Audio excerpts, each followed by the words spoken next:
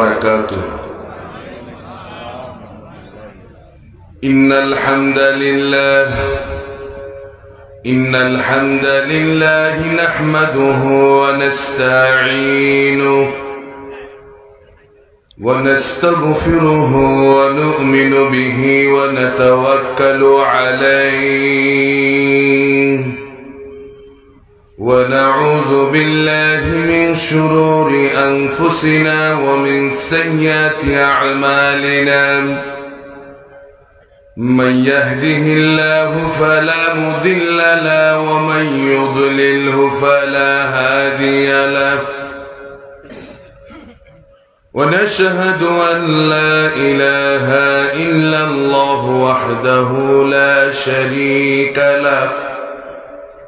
ونشهد أن سيدنا ونبينا ومولانا محمد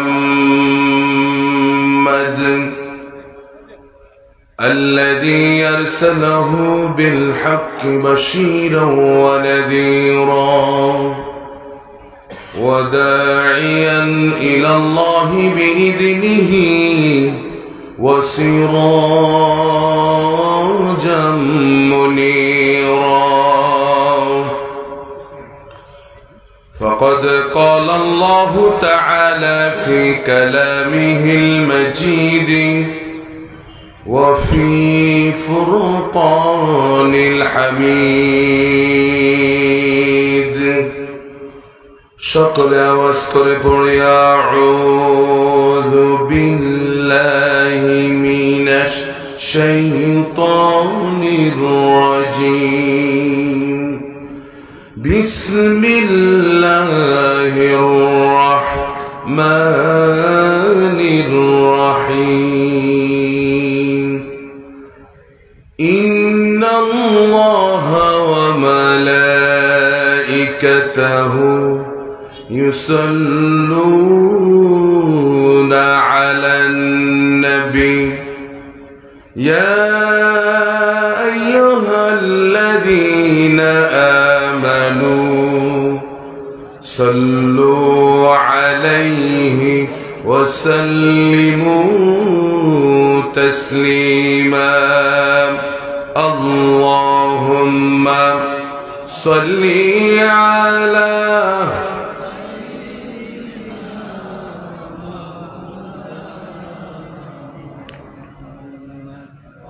وعلى آل سيدنا. بلغ العلا بكماله كشف الدجى بجماله حسنت جميع خصاله.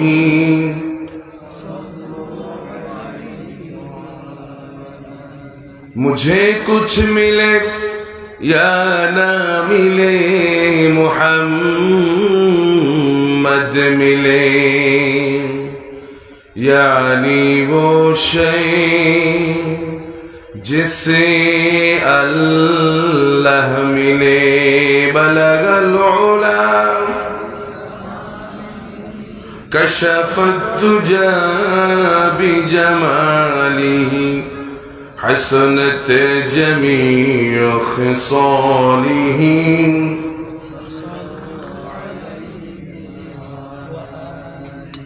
আরবের বুকে মক্কার পরে আমিনার যেথায় ঘর, খোদার করুণা কাউসার হয়ে ঝরেছে বারংবার। বলগল উলা কশফত দুজা বিজমালিহি حسنت جميع خصاله।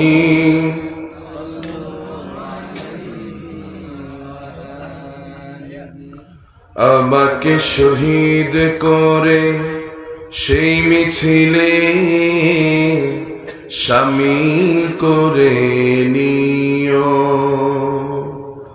আমাকে শহীদ করে সেই মিছিলে শামিল করে নিও।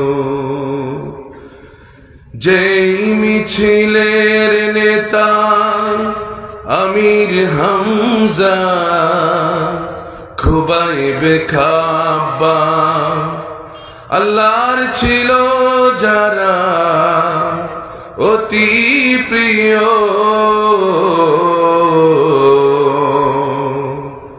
শামিল করে নিও। আম্মা বাদ, আলহামদুলিল্লাহি কাফা ওয়াস সালাতু ওয়াস সালামু আলা হাবিবিহিল মুস্তাফা। ইসলামী সমাজ কল্যাণ পরিষদ সুজানগর কর্তৃক আয়োজিত 3 দিন ব্যাপী ঐতিহাসিক তাফসীরুল কোরআন মাহফিলের আজকে প্রথম দিবসের সম্মানিত সুযোগ্য সভাপতি, স্টেজে উপস্থিত হাজারাত উলামায়ে কেরাম, আমার আগে আলোচনা করেছেন।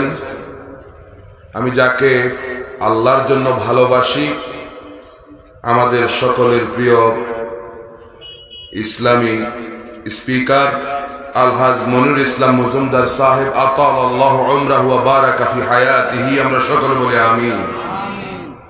আলোচনা করেছেন হযরত মাওলানা হুসাইন আহমদ সাহেব।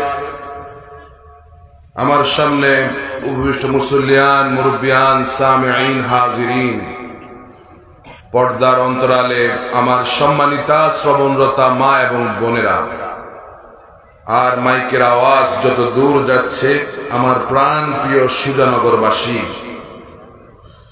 আল্লাহ সুবহানাহু ওয়া তাআলার আলিশান দরবারে আমরা আমাদের মস্তককে অবনত করে সে মহান মনিবের সুউচ্চ দরবারে আমরা সকলে কালিমাতুশ শুকর আদায় করি। সকলে পড়ি আলহামদুলিল্লাহ।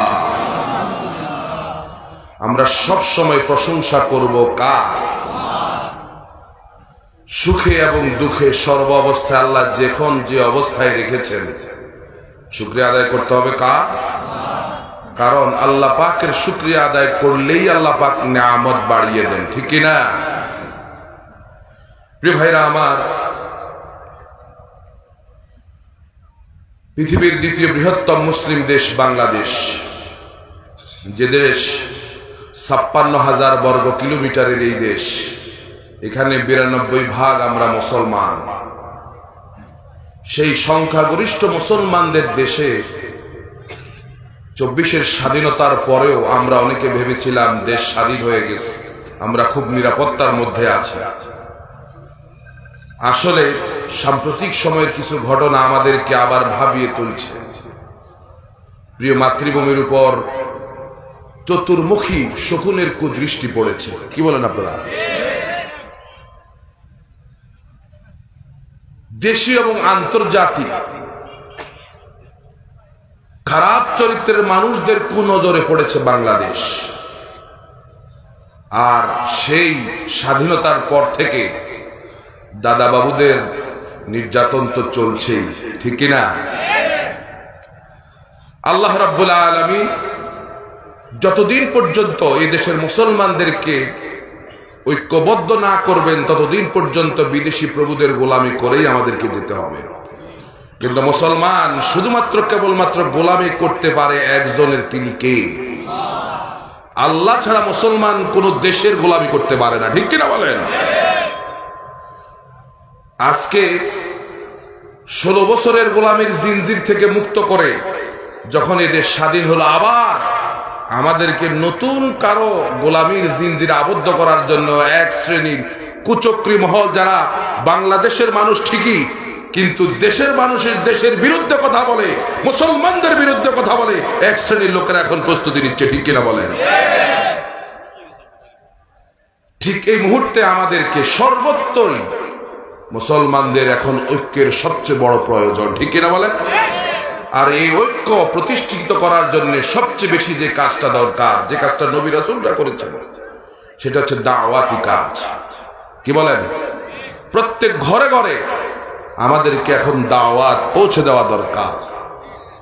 আজকে আমি আপনাদের সামনে হযরত নূহ আলাইহিস সালামের দীর্ঘ জীবনের দাওয়াতি কাজের বর্ণনা সাবলীল ভাষায়, প্রাঞ্জল ভাষায় দেওয়ার চেষ্টা করব।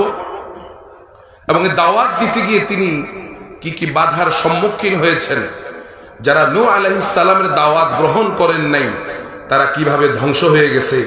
আজকে সেই দৃশ্য, আজকে সেই ঘটনা আমরা শুনে তারপরে বাড়ি যাব। রাজি?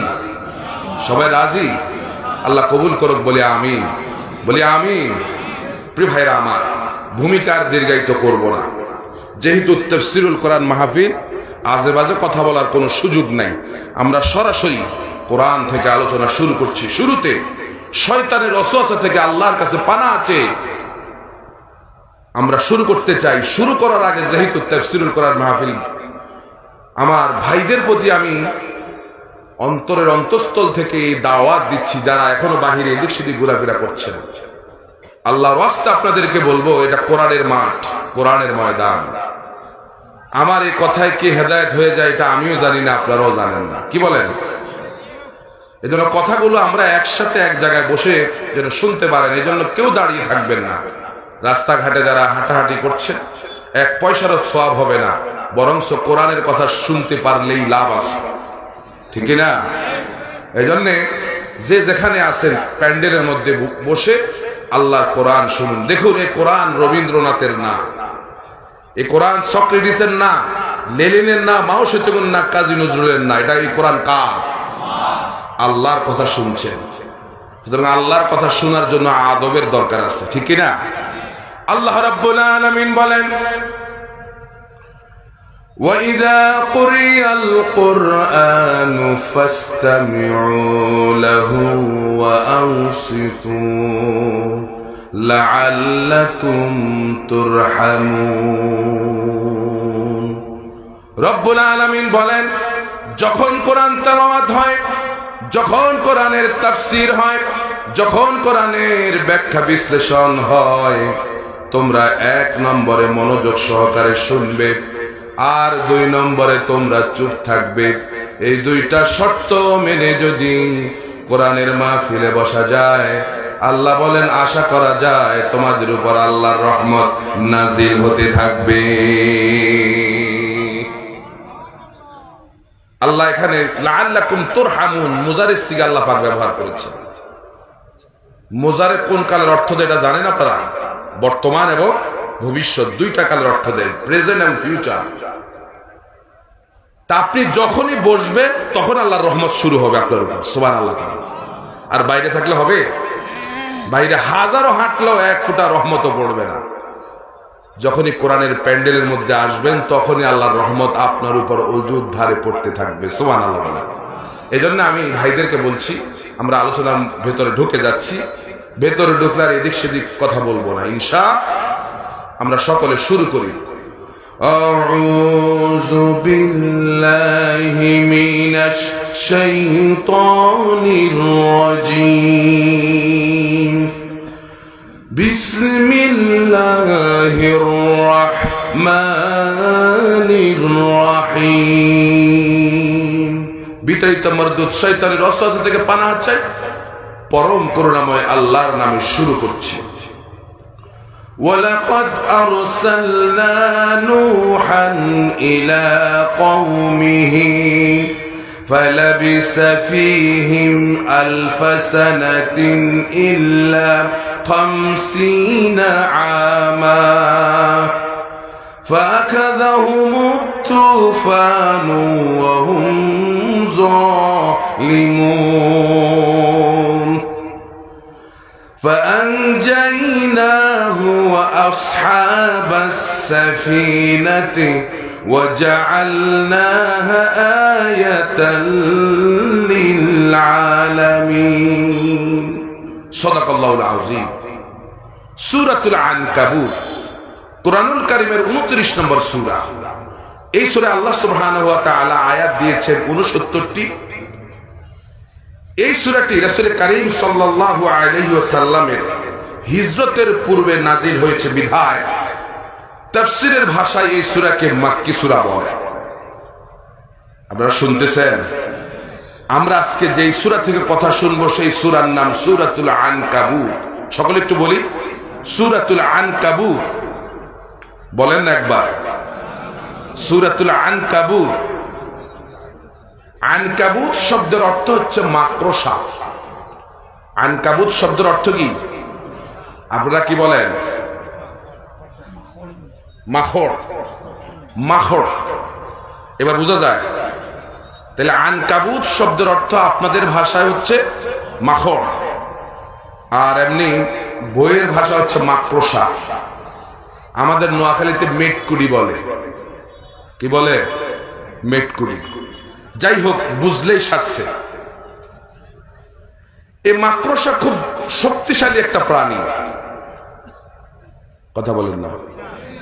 খুব শক্তিশালী প্রাণী, একেবারেই দুর্বল। আপনাদের বাসায় মাকড়সা আছে? বাসা খুব মজবুত বাসা, তার শুধু আঙ্গুল দিয়ে টান দিলেই বাসা কি একেবারে দুর্বল না? এই সূরার নামকরণ করা হয়েছে সূরার 41 নম্বর আয়াত থেকে। আল্লাহ রাব্বুল আলামিন বলেন, মাসালুল লাযীনা ইত্তাখাযু মিন দুনিল্লাহি আউলিয়া কামাসালিল আনকাবুত اتخذت بيتا وإن أوهن البيوت لبيت العنكبوت। রব্বুল আলামিন বলেন, আমাকে বাদ দিয়ে তোমরা যাদেরকে বন্ধু হিসাবে গ্রহণ করেছো তাদের দৃষ্টান্ত হলো মাকড়সার বাসার মতো। সুবহানাল্লাহ বলেন না? অর্থাৎ আমি আল্লাহকে বন্ধু যারা বানাইলা না, বন্ধু বানাইছ ওই দাদা বাবুদের। কথা বলেন না? বন্ধু বানাইছে কাদেরকে? দাদা বাবুদের। বন্ধু বানাইলা আমেরিকাকে, বন্ধু বানাইলা চীনকে, রাশিয়াকে বন্ধু বানালা। আমি আল্লাহরে যারা বন্ধু বানাইলা না, আমরা বন্ধু বানাবো কারে? কাকে? রাজি সবাই? আল্লাহ বলেন, আমাকে বাদ দিয়ে তোমরা যাদেরকে বন্ধু বানালে তাদের দৃষ্টান্ত হচ্ছে মাকড়সার বাসার মতো। আর বাসা হিসাবে মাকড়সার বাসা তেমন মজবুত না, একেবারেই দুর্বল। ঠিক কিনা? ঠিক কিনা? এজন্য 16 বছর যাদেরকে বন্ধু বানাইছো, ক্ষমতা যাওয়ার সঙ্গে সঙ্গে আমরা দেখতে পেলাম 16 বছরের ক্ষমতা 16 মিনিটও টিকে নাই। ঠিক কিনা বলে? 16 বছরের জনপ্রিয়তা 16 মিনিটও টিকে নাই। এর একমাত্র কারণ আল্লাহকে বন্ধু বানাইতে পারে নাই। ঠিক কিনা বলে? ঠিক কিনা বলে? এই জন্য এখান থেকে আমাদের শিক্ষা হলো, পৃথিবীর হয়তো আমরা প্রিয় মাতৃভূমি বাংলাদেশ 56,000 বর্গ কিলোমিটার একটা দেশ, এটা ছোট একটা দেশ। ভারতের 28টা অঙ্গরাজ্যের একটা অঙ্গরাজ্যের থেকেও ছোট আমাদের দেশটা বাংলাদেশ। আমাদের হয়তো অস্ত্র শস্ত্র তেমন নাই, আমাদের হয়তো তেমন আমাদের কোনো পারমাণবিক কোন অস্ত্র কিচ্ছু নাই, কিন্তু তাদের 100 কোটি বিধর্মীর যেই সাহস আছে, আমার বাংলাদেশের 16 কোটি মুসলমানের সাহস তার চাইতে বেশি আছে। কি কথা ঠিক কিনা বলে? এই সাহস হচ্ছে ঈমানের সাহস। কিসের সাহস? কিসের সাহস? আল্লাহ রাব্বুল আলামিন বলেন, ওয়ালা তাহিনু ওয়ালা তাহজানু ওয়া আনতুমুল আ'লাউনা ইন কুনতুম মুমিনিন। রব্বুল আলামিন বলেন, তোমাদের কোনো ভয় নাই, দুনিয়ায় তোমাদের কোনো ভয় নাই, পরকালে তোমাদের কোনো চিন্তাও নাই। আমি আল্লাহ রব্বুল আলামিন বিশ্বব্যাপী তোমাদেরকে বিজয় করব। শর্ত হলো ঈমানদার হওয়া লাগবে। কি হওয়া লাগবে? আমরা কি ঈমানদার হতে রাজি? এই ঈমানদার হতে হবে, ঈমান আনতে হবে সাহাবীদের মতো। রব্বুল আলামিন আরো বলেন, وَإِذَا قِيلَ لَهُمْ آمِنُوا كَمَا آمَنَ النَّاسُ, যখন তাদেরকে বলা হলো ঈমান আনো, কামা আমানান নাস। এই আয়াতের তাফসিরে সমস্ত মুফাসসির, তাফসির ইবনে কাসির, তাফসিরে কুরতুবী, তাফসিরে কাবির, তাফসিরে ফি জিলালিল কোরআন, তাফসিরে তাফহিমুল কোরআন সবাই একমত যে কামা আমানান নাস হচ্ছে সাহাবীরা, অর্থাৎ ঈমান আনো সাহাবীদের মতো ঈমান আনো। ঠিক কি না বলেন? যে ঈমান প্রয়োজনে জ্বলে ওঠে না, যে ঈমান সত্যনের কথা বলে না, যে ঈমান ময়দানে নয়, যে ঈমান ময়দানে নয় মঞ্চে ফোটায় কথার কলি, কিভাবে তারে বলো ঈমান বলি, কিভাবে তারে বলো ঈমান বলি, কিভাবে তারে বলো ঈমান বলি। ঠিক না? এজন্য এমন ঈমানদার হওয়া লাগবে। আমাদেরকে এখন থেকে প্রস্তুতি নেওয়া দরকার, কারণ আমরা এমন একটা দেশের মধ্যে আছি যে দেশে আজকে সংখ্যালঘুরা আমাদের সংখ্যাগরিষ্ঠ মুসলমানদেরকে জবে করে দিচ্ছে, মুসলমানদেরকে জবে করে দিচ্ছে। ইসকনের মতো একটা সন্ত্রাসী গোষ্ঠী আমাদের দেশে এতদিন এখনো থাকে কেমনে? এখনো নিষিদ্ধ করা হয় নাই। কেমনে থাকে মুসলমানের দেশে ইসকনের মতো জঙ্গি সংগঠন? ঠিক কিনা বলেন? আজকের এই সুজানগরের মাহফিল থেকে সরকারের প্রতি দায়িত্বহীন ভাষায় আমরা ঘোষণা করতে চাই, অল্প সময়ের মধ্যে ইসকনকে প্রিয় মাতৃভূমি বাংলাদেশ থেকে নিষিদ্ধ করা লাগবে। আমরা কি একমত কিনা বলেন? কারা কারা একমত? দুহাত দেখেন আল্লাহকে। আল্লাহ কবুল করুন বলে আমিন। তাহলে আমাদেরকে এখন ঐক্যবদ্ধ হওয়া ছাড়া কোনো উপায়, কে কোন দল করে এটা এখন চাওয়ার সময় নাই আমাদের। কার টুপি বাঁকা, কার টুপি সোজা, কে হাত উঠায় মুনাজাত করে আর কে হাত নামায়া করে, কে কোন জায়গায় হাত বাঁধে এটা এখন দেখার সুযোগ আছে আমাদের? মনে পড়ে গেছে কথা একটা, আমাদের অবস্থাটা এখনো দেখেন, এখনো হুঁশ ফিরে পায় না আমাদের। আমি মনে করি এদেশের সাধারণ মানুষ আমাদের আলেমদের জন্য সারা রাত দোয়া করে, আল্লাহ আলেমদেরকে তুমি এক করে দাও। ঠিক কিনা? ঠিক কিনা? আমরা তো এক হতে পারছি না। সাধারণ মানুষ চায় কিন্তু এক হইতে, কিন্তু আমরা এক হতে পারি না। আলেমরা এক হইলে সাধারণ মানুষ এক। ওই যে তিনজনে মিলে নামাজ পড়ছে, কয়জন? একজন শাফি না, একজন হানাফি মাযহাব, একজন মালিকি মাযহাবের, আর একজন আহলে হাদিস। তিনজনে মিলে নামাজ পড়তেছে। হানাফি মাযহাবের সে বলল, আমার ইমাম সবচেয়ে বড়, আমি এই জন্য নামাজ পড়বো, আমি নামাজ পড়াবো। সে সামনে গিয়ে আল্লাহু আকবার হাত বাঁধছে নাভির উপরে। পিছন থেকে মালিকি মাযহাবের লোকটা পাঞ্জাবি ধরে টান মেরে বলে, মিয়া তোমার তো নামাজ হয় না, নামাজ কেমনে পড়তে হয় আমারে দেখে নামাজ শিখো। সে আল্লাহু আকবার বলে হাত দিছে ছেড়ে। এখন আহলে হাদিস ভাই পিছন থেকে পাঞ্জাবি টান মেরে বলতেছে, মিয়া তোমার তো নামাজ হয় না, নামাজ কেমনে পড়তে হয় আমারে দেখে নামাজ শিখো। সে আল্লাহু আকবার বলে হাত বাঁধছে এরকম বুকের উপরে, আর পাটা এরকম ফাঁক করছে। এই দৃশ্য বাহির থেকে দেখছে এক মুসল্লি। সে ভেতরে আইসা বলতেছে, তোমাদের তিনজনের একজনেরও নামাজ হয় না, নামাজ যদি পড়তে হয় তাহলে আমারে দেখে নামাজ শিখো। সে এবার তিনজনের সামনে দাঁড়ায়া আল্লাহু আকবার বলে হাত বাঁধছে কপালের উপরে। কোন জায়গায়? তিনজন এমন বিরক্ত, ব্যাপার কি? আমরা নাভিতে বাঁধলাম, হয় নাই, হাত ছেড়ে দিলাম, হয় নাই, বুকের উপর হাত বাঁধলাম, হয় নাই, তোমারটা বুঝি হয়েছে। আসলে আমাদের নাভিতে হাত বাঁধাতে কোনো দোষ নাই, বুকের উপর বাঁধাতে কোনো দোষ নাই, হাত ছেড়ে দেওয়া তো কোনো দোষ নাই। আমাদের মূল দোষ হইল কপালের দোষ। কি কথা ঠিক কিনা বলে? ঠিক কিনা? আজকে মুসলমানের সুতানাতা এই সমস্ত বিষয়ের কারণ। আপনি সৌদি আরবে যায় দেখেন, মসজিদে হারামে কত ধরনের মানুষ কত রকম নামাজ পড়ছে। সবার নামাজ হচ্ছে না? হচ্ছে কিনা বই? কে বলেছে আপনাকে এই দেশে আহলে হাদিস মসজিদ বানাইতে? কে বলেছে? কে বলেছে আপনাকে হানাফি মসজিদ বানাইতে? কে বলেছে? কেন আজকে মুসলমানদেরকে বিভক্ত করে দিচ্ছেন? আজকে ইহুদি এবং খ্রিস্টানরা তাদের মাস্টার প্ল্যান যে আমরা মুসলমানদের সঙ্গে পেরে উঠবো না, এজন্য এমন কিছু সিস্টেম তাদের মধ্যে ঢুকাইয়া দিব, তারা নিজেরা মারামারি করবে, মূল জিনিস থেকে মুসলমান দূরে সরে যাবে। এখন আমরা মূল জিনিস থেকে দূরে, ঠিক কিনা? এই জন্য দাওয়াতি কাজের বিকল্প নাই।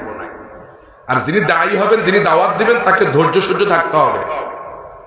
নূহ আলাইহিস সালামের যেমন ধৈর্য ছিল, তিনি 1 বছর 2 বছর নয়, 950 বছর জাতিকে দাওয়াত দিচ্ছেন। সুবহানাল্লাহ বলেন। এই 950 বছরের ফসল হচ্ছে মাত্র 80 জন ইমানদার। আপনি হলে কি করতেন?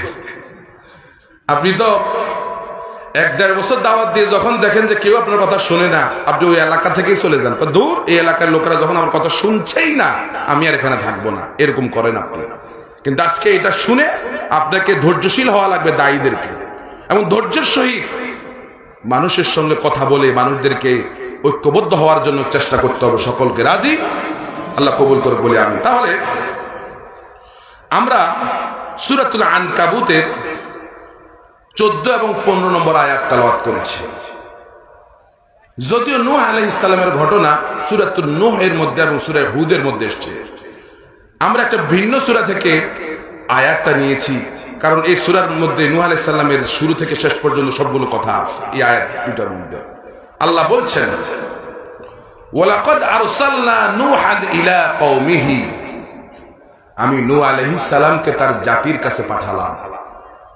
ফালাবিসা ফীহিম আলফা সানাতিন ইল্লা 50 আমা, তিনি সেই জাতির কাছে 50 বছর কম 1000 বছর ছিলেন, অর্থাৎ 950 বছর ছিলেন। কত বছর? আল্লাহ বলছেন ফাআখাযাহুমুত তুফান, অবশেষে তুফান আসলো। আল্লাহ পাকের গজব। তুফান কি? আল্লাহ পাকের গজব আসছে। ওহুম যালিমুন, কারণ তারা ছিল জালেম। ফাআনজাইনাহু আসহাবাস সাফিনাহ, আল্লাহ পাক বলেন আমি তাদেরকে মুক্তি দিয়েছি যারা নৌকার মধ্যে যারা উঠেছিল। ওয়াজআলনাহা আয়াতাল লিল আলামিন, আর আমি এই বিষয়টা গোটা পৃথিবীর মানুষের জন্য একটা শিক্ষা হিসাবে দিয়ে দিছি। সুবহানাল্লাহ বলেন।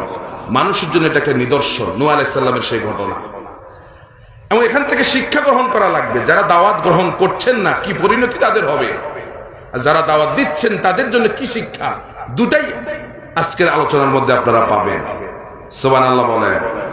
তাহলে এই হলো আমার তেলাওয়াতকৃত আয়াতের সরল তরজমা। আমরা ব্যাখ্যায় যাব। ব্যাখ্যায় যাওয়ার আগে নূহ আলাইহিস সালামের ব্যাপারে আমরা আগে জেনে নিই। নূহ আলাইহিস সালাম ছিলেন আদম আলাইহিস সালামের পর থেকে তার 8ম অধস্তন পুরুষ। আদম আলাইহিস সালামের 10 শতাব্দী পরে নূহ আলাইহিস সালাম পৃথিবীতে এসেছেন। তাকে আবুল বাশার আস-সানি বলা হয়, অর্থাৎ মানব জাতির দ্বিতীয় পিতা। অর্থাৎ মানব জাতির দ্বিতীয় সেকশনে আদম আলাইহিস সালাম থেকে, নূহ আলাইহিস সালাম থেকে সারা পৃথিবীতে ছড়িয়ে ছিটিয়ে গেছে। এর আগে নূহ আলাইহিস সালাম পর্যন্ত যত মানুষ এসেছিল সব নূহ আলাইহিস সালামের সেই প্লাবনে সব ডুবে মারা গেছে। সারা পৃথিবী ছিল একসাথে, একটা রাজধানী ছিল সারা পৃথিবী। সবাই আদম আলাইহিস সালাম থেকে নূহ আলাইহিস সালামের আগ পর্যন্ত যত মানুষ সবাই একসাথে ছিল। এখন যেরকম বাংলাদেশ, আমেরিকা, পাকিস্তান, ভারত, চীন বিভিন্ন দেশে বিভক্ত, তখন এরকম বিভিন্ন দেশে বিভক্ত ছিল না, সব এক জায়গায় ছিল। নূহ আলাইহিস সালামকে আল্লাহ রাব্বুল আলামিন রাসূলদের কাতারভুক্ত করেছেন এবং তিনি এই পৃথিবীর প্রথম রাসূল।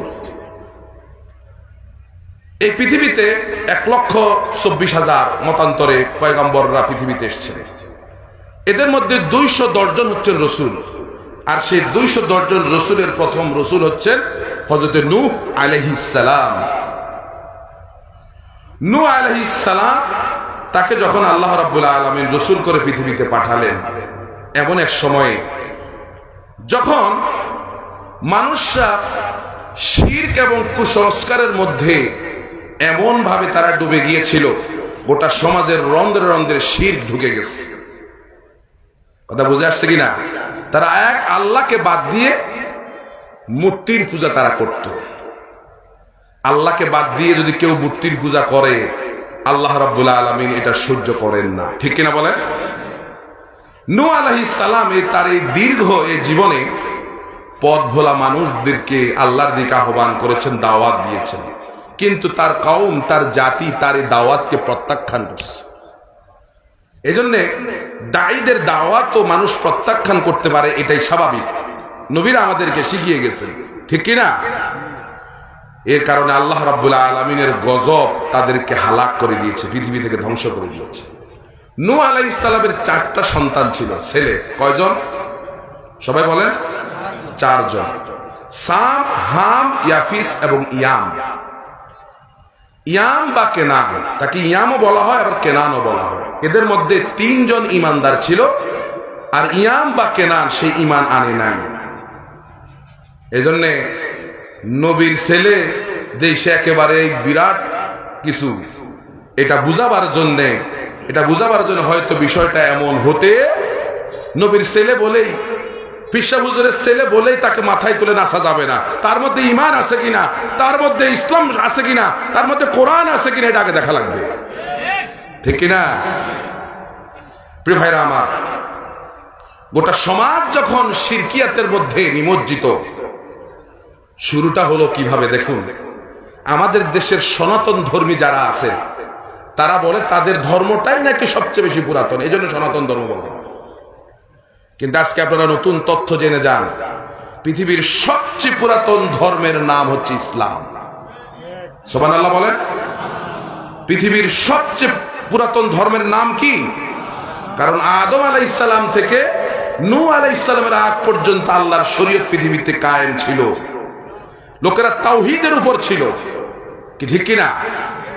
এরপরে নূহ আলাইহিস সালামের জামানার আগে, শুরু হওয়ার আগে 5 জন লোক এমন ছিল যারা ছিল খুব ভালো মানুষ। তারা আল্লাহর কাছে হাত উঠালেই আল্লাহ পাক দোয়া কবুল করে নিতেন, এমন ভালো মানুষ ছিল। তো মাঝখান দিয়ে নবী এবং রাসূলদের বিরোধিতে শয়তান তাদেরকে ধোঁকায় ফেলে দিচ্ছে। শয়তান তাদেরকে বলল, এই 5 জন মানুষ যারা আছে, তোমরা সরাসরি আল্লাহর সঙ্গে আল্লাহর কাছে চাইলে আল্লাহ তোমাদেরকে দেবে না।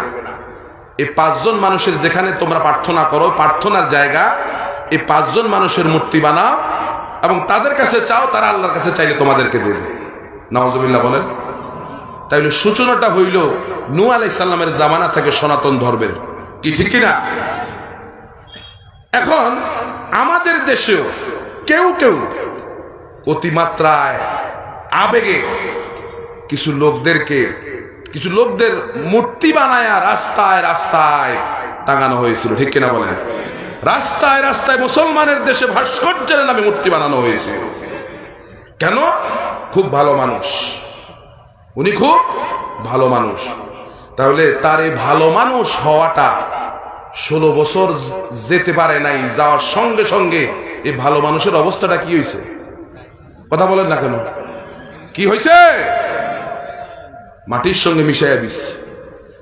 কারণ ভাস্কর্যের নামে আপনি মূর্তি বানাইতে পারেন না, ঠিক কিনা বলেন? এটা মুসলমানের দেশ, এটা হিন্দুস্তান না, এটা মুসলমানের দেশ। মুসলমানের দেশে ভাস্কর্যের নামে আপনি মূর্তি বানাইতে পারেন না। নূহ আলাইহিস সালামের জামানায় তারা যেরকম মূর্তি বানাইছিল, আমাদের দেশে এরকম তারা মূর্তি বানায়। আর কিছুদিন গেলে তো আমাদেরকে পূজা করতে বাধ্য করতো, কথা বলেন না কেন? আর তারা তো অনেকে পূজা করছেই, প্রতিকৃত বানায় তার সামনে এইভাবে করছে না? করছে কিনা বলেন? করছে কিনা? ওটা জাতিকে মূর্তি পূজায় ইবতিলা করার জন্য তারা হাজারো চেষ্টা করছে দাদা বাবুদের ইশারায়। কিন্তু এই দেশের মুসলমান আর যাই হোক, নামাজ কম পড়ুক, ইবাদত বন্দেগী কম করুক, কিন্তু মূর্তি পূজা করবে এ দেশের মুসলমানরা এরকম না। কি কথা ঠিক কিনা বলেন? এই জন্য আজকে আমরা স্পষ্ট ভাষায় বলতে চাই, যে যাই করুক ভাই, 16 কোটি মুসলমানের দেশে আপনি ধর্মনিরপেক্ষ মতবাদকে আপনি প্রতিষ্ঠিত করবেন, এটা কশিন কালো সম্ভব হবে।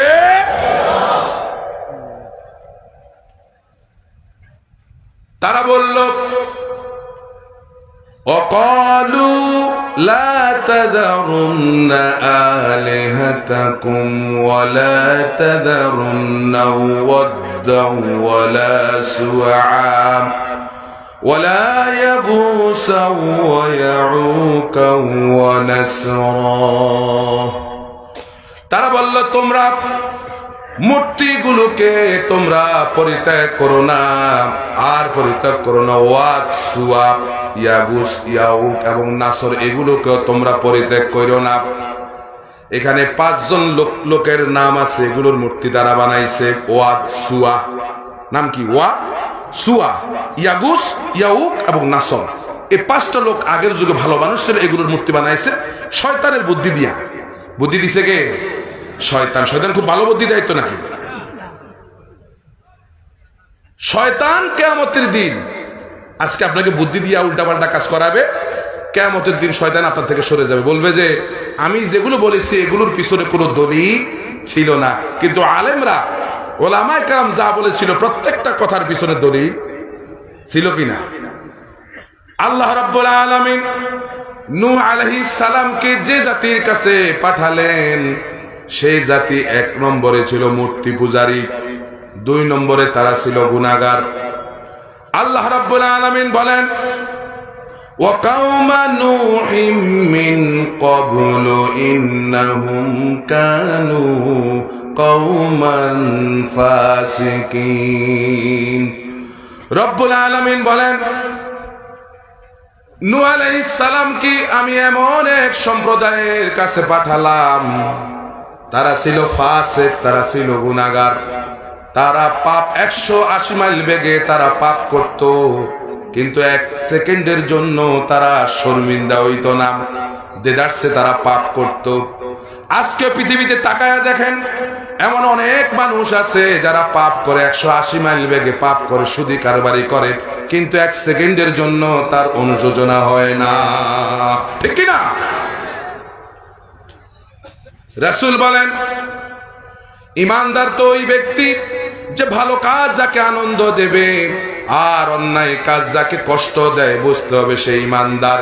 আমাদের দেশে এমন অনেক মানুষ আছে খারাপ কাজ করে, অন্যায় কাজ করে, জিনা করে, ব্যভিচার করে, মিথ্যা কথা বলে, ওজনে কম দেয়, খাদ্যের মধ্যে ভেজাল দেয়, কিন্তু 1 মুহূর্তের জন্য অনুশোচনা করে না, হারে কাজটা খারাপ করছে, 1 মুহূর্তের জন্য মনে করে না।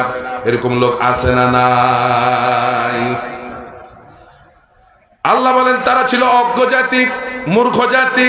ওয়ালাকিন্নী আরাকুম কওমান তাজহালুন। নূহ আলাইহিস সালামকে এমন এক জাতির কাছে পাঠালাম, তারা ছিল মূর্খ। একভাবে তারা ছিল পাপিষ্ঠ জাতি, আবার তারা ছিল মূর্খ জাতি, কিছুই বুঝতে চাইতো না, হক এবং বাতিলের মধ্যে তারা পার্থক্য করতে পারত না। তারা শুধুমাত্র অজ্ঞই ছিল না। আল্লাহ আরো বলেন, ওয়া কাওমা নূহিম মিন ক্বাবলু ইন্নাহুম কানু হুম আযলামা ওয়া আতগা। আল্লাহ বলেন, এরা এমন একটা জাতি ছিল যারা ছিল জালেম। কি ছিল? শুধুমাত্র জালেমই ছিল না, এরা ছিল সীমা লঙ্ঘনকারী একটা জাতি। শুধুমাত্র জালেমও না, আবার সীমা লঙ্ঘনকারী। জালিমও ছিল, সীমা লঙ্ঘনকারীও ছিল। তাইলে দেশ থেকে যারা বের হয়ে গেছে, এরাও এই দুইটাই ছিল। কথা বলেন না কেন? এরা জালেমও ছিল, সীমা লঙ্ঘনকারীও ছিল কিনা বলেন?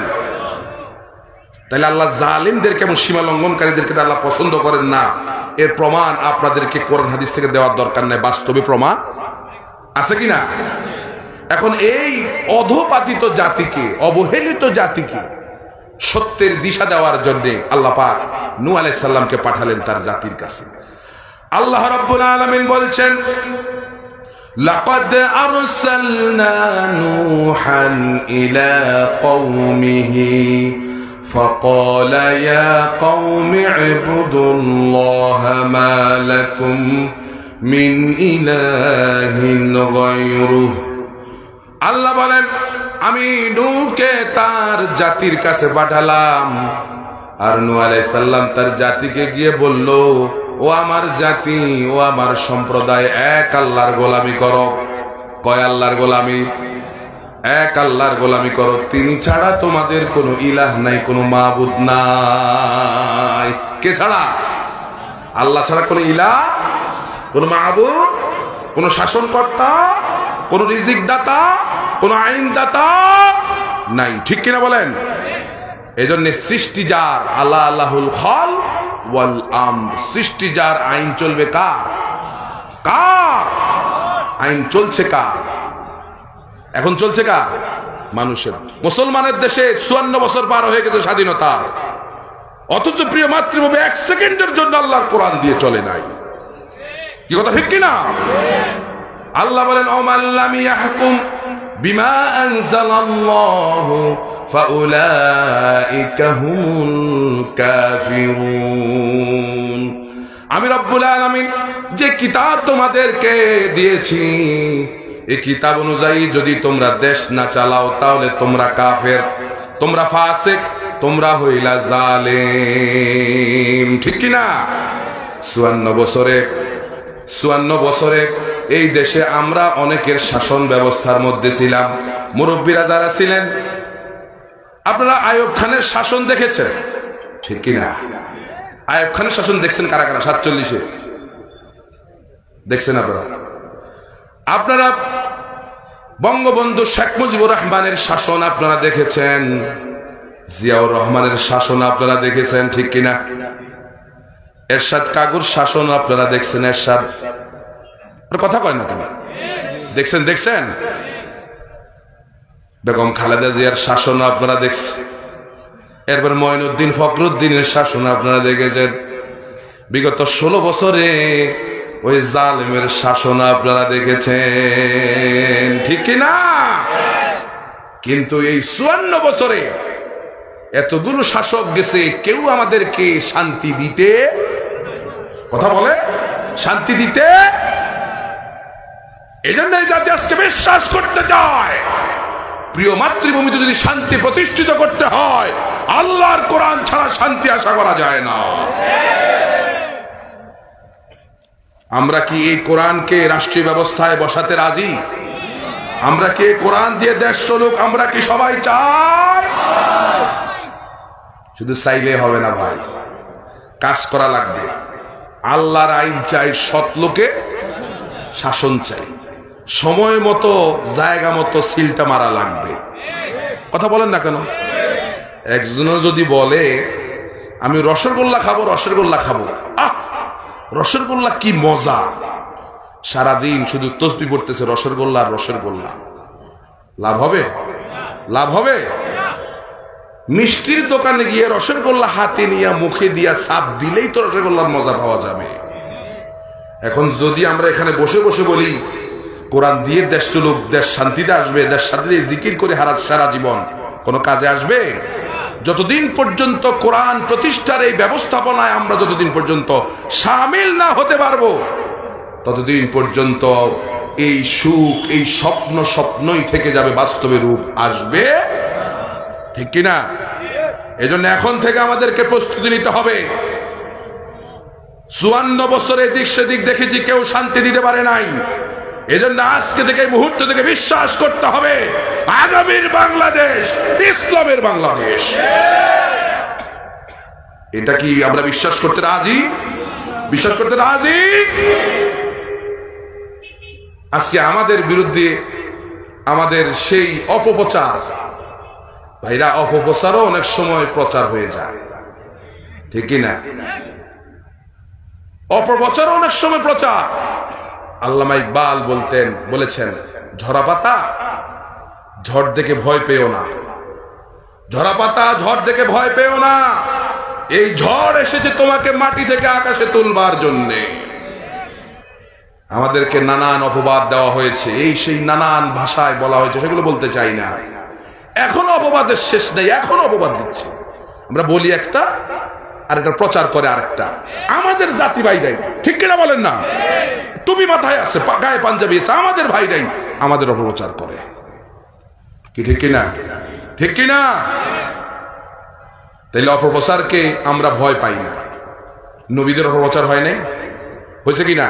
নবীরা কষ্ট করে নাই, নবীরা মার খাই নাই, একদিনে 56 জন 46 জন নবীকে জবে করে দেওয়া হয়েছে। রাসূল বলেন আশাদ্দুন নাসে বালাআন আল আম্বিয়া, যারা দাওয়াতি কাজ করেন আপনারা মনে রাখতে হবে এই পৃথিবীতে সবচেয়ে বেশি নির্যাতনের শিকার হয়েছেন আল্লাহর নবীরা। আমরা কি আজকে দাওয়াত দেই না দাওয়াত খাই? কোনটা খাই না? এটাই তো, আমরা তো আজকে দাওয়াত দেই না দাওয়াত খাই বেশি। এই জন্য দাওয়াত খাওয়া বন্ধ করে দেন, দাওয়াত দেওয়াটা বেশি বাড়ানো দরকার, ঠিক কিনা বলেন? খাওয়ার চাইতে দেওয়াটা আমাদের বেশি দরকার এখন। আল্লাহ যেন বুঝার তৌফিক দান করে বলি আমি।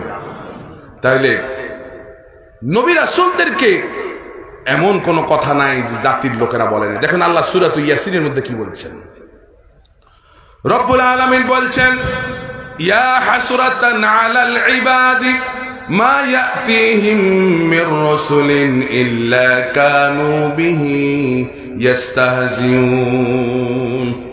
বান্দার উপর আমার আফসোস, এমন একজন নবী পৃথিবীতে পাঠাই নাই যাদেরকে সমকালীন যুগের লোকেরা মারে নাই, নির্যাতন করে নাই, নিষ্পেষণ করে নাই।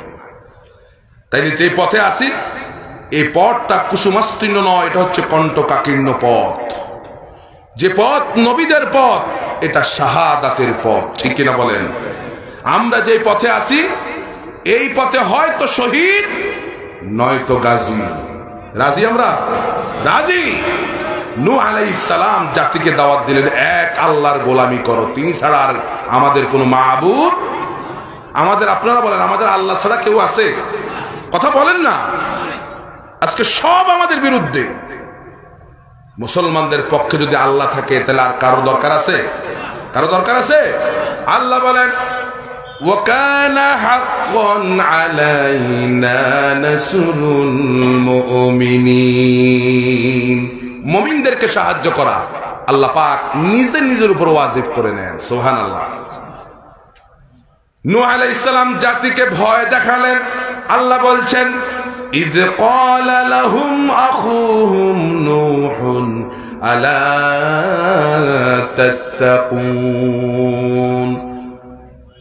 তাদের ভাই অর্থাৎ নূহ আলাইহিস সালাম তার জাতিকে বলল, আমার জাতি তোমরা আল্লাহকে ভয় করো, কারণ আল্লাহর ভয়ের মধ্যেই রয়েছে শান্তি, ঠিক কিনা বলেন?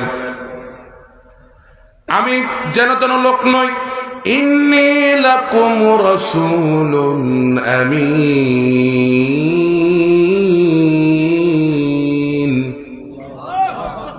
আমি আল্লাহ পাকের পক্ষ থেকে তোমাদের জন্য একজন বিশ্বস্ত রাসূল হিসাবে আমি প্রেরিত হয়েছি। এমনি এমনি আমি আসি নাই, আমাকে পাঠিয়েছেন কে?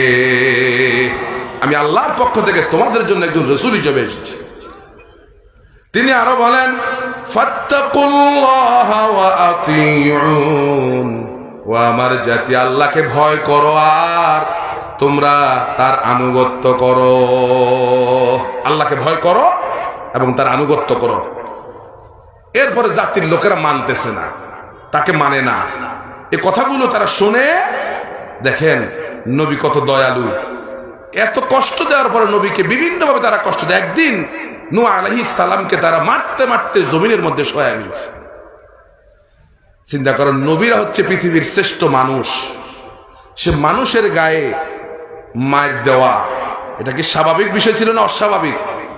অস্বাভাবিক বিষয়। ভাইরা, নবীরা মার খাইছেন কেন? নবীরা যদি ঘরের মধ্যে বসে বসে সুবহানাল্লাহ সুবহানাল্লাহ পড়তেন, মার খাইতেন না হাদিয়া পাইতেন? হাদিয়া পাইতেন না? তাহলে এই জীবনটাই তো ঠিক ছিল নাকি? নবীরা ঘরে বসে বসে হাদিয়া নিতে আর উম্মতেরা এই সে নানান জিনিস নিয়ে আসতো, এই জীবনটাই তো আনন্দের ছিল।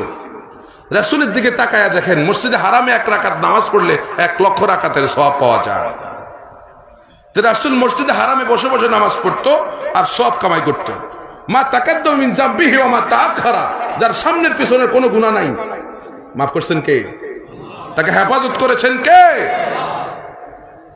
হযরত আয়েশা সিদ্দিকা একদিন বলতেছে, ইয়া রাসূলুল্লাহ, আপনি এত কষ্ট কেন করছেন? সারা রাত ইসলামের জন্য পরিশ্রম করার পর রাতের বেলা একটু ঘুমাবেন না? রাতের বেলা তাহাজ্জুদে দাঁড়ায় যান। কেন আপনি এত কষ্ট করতেছেন? ওমা তাসনাউ হাযা ইয়া রাসূলুল্লাহ, এত কষ্ট কেন করছেন?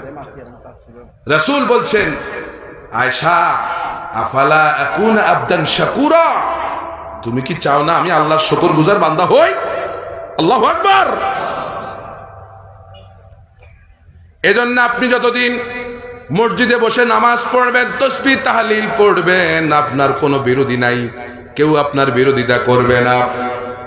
এইভাবে করে আরো 100 বছরও যদি এই দেশে আমরা এইভাবে দাওয়াত দেই, কোনো অসুবিধা নাই বাতিলদের, ঠিক কিনা বলেন?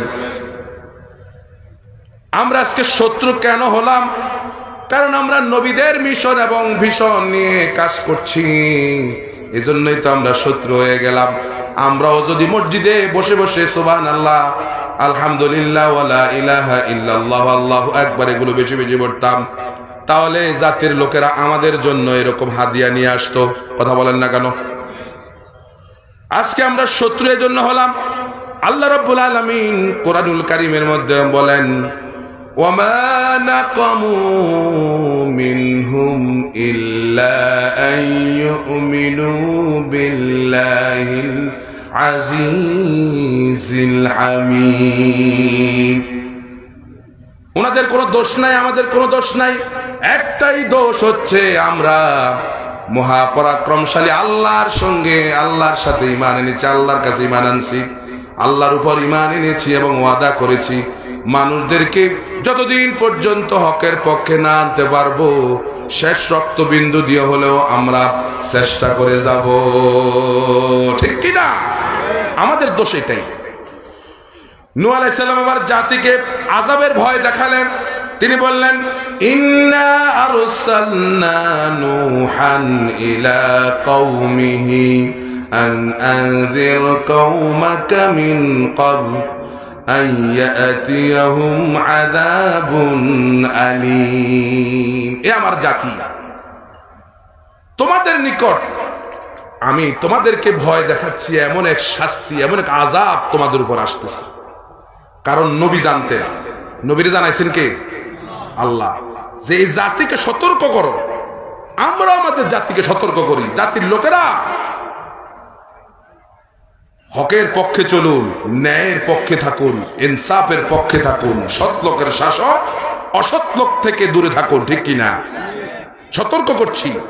আর না হলে আল্লাহর গজব আমাদের ভেতরে, যে আল্লাহ আমাদের উপরে যে আল্লাহর গজব আসে মাঝে মাঝে, আমরা এটা দেখি, দেখেন কিনা? এমন গজব, কি যে হুমকি দুমকি ছিল, এখন আছে কোথায়? এখন তার কাছেও নাই। এই জন্য অহংকারকারীকে আল্লাহ পাক কখনো পছন্দ করে না।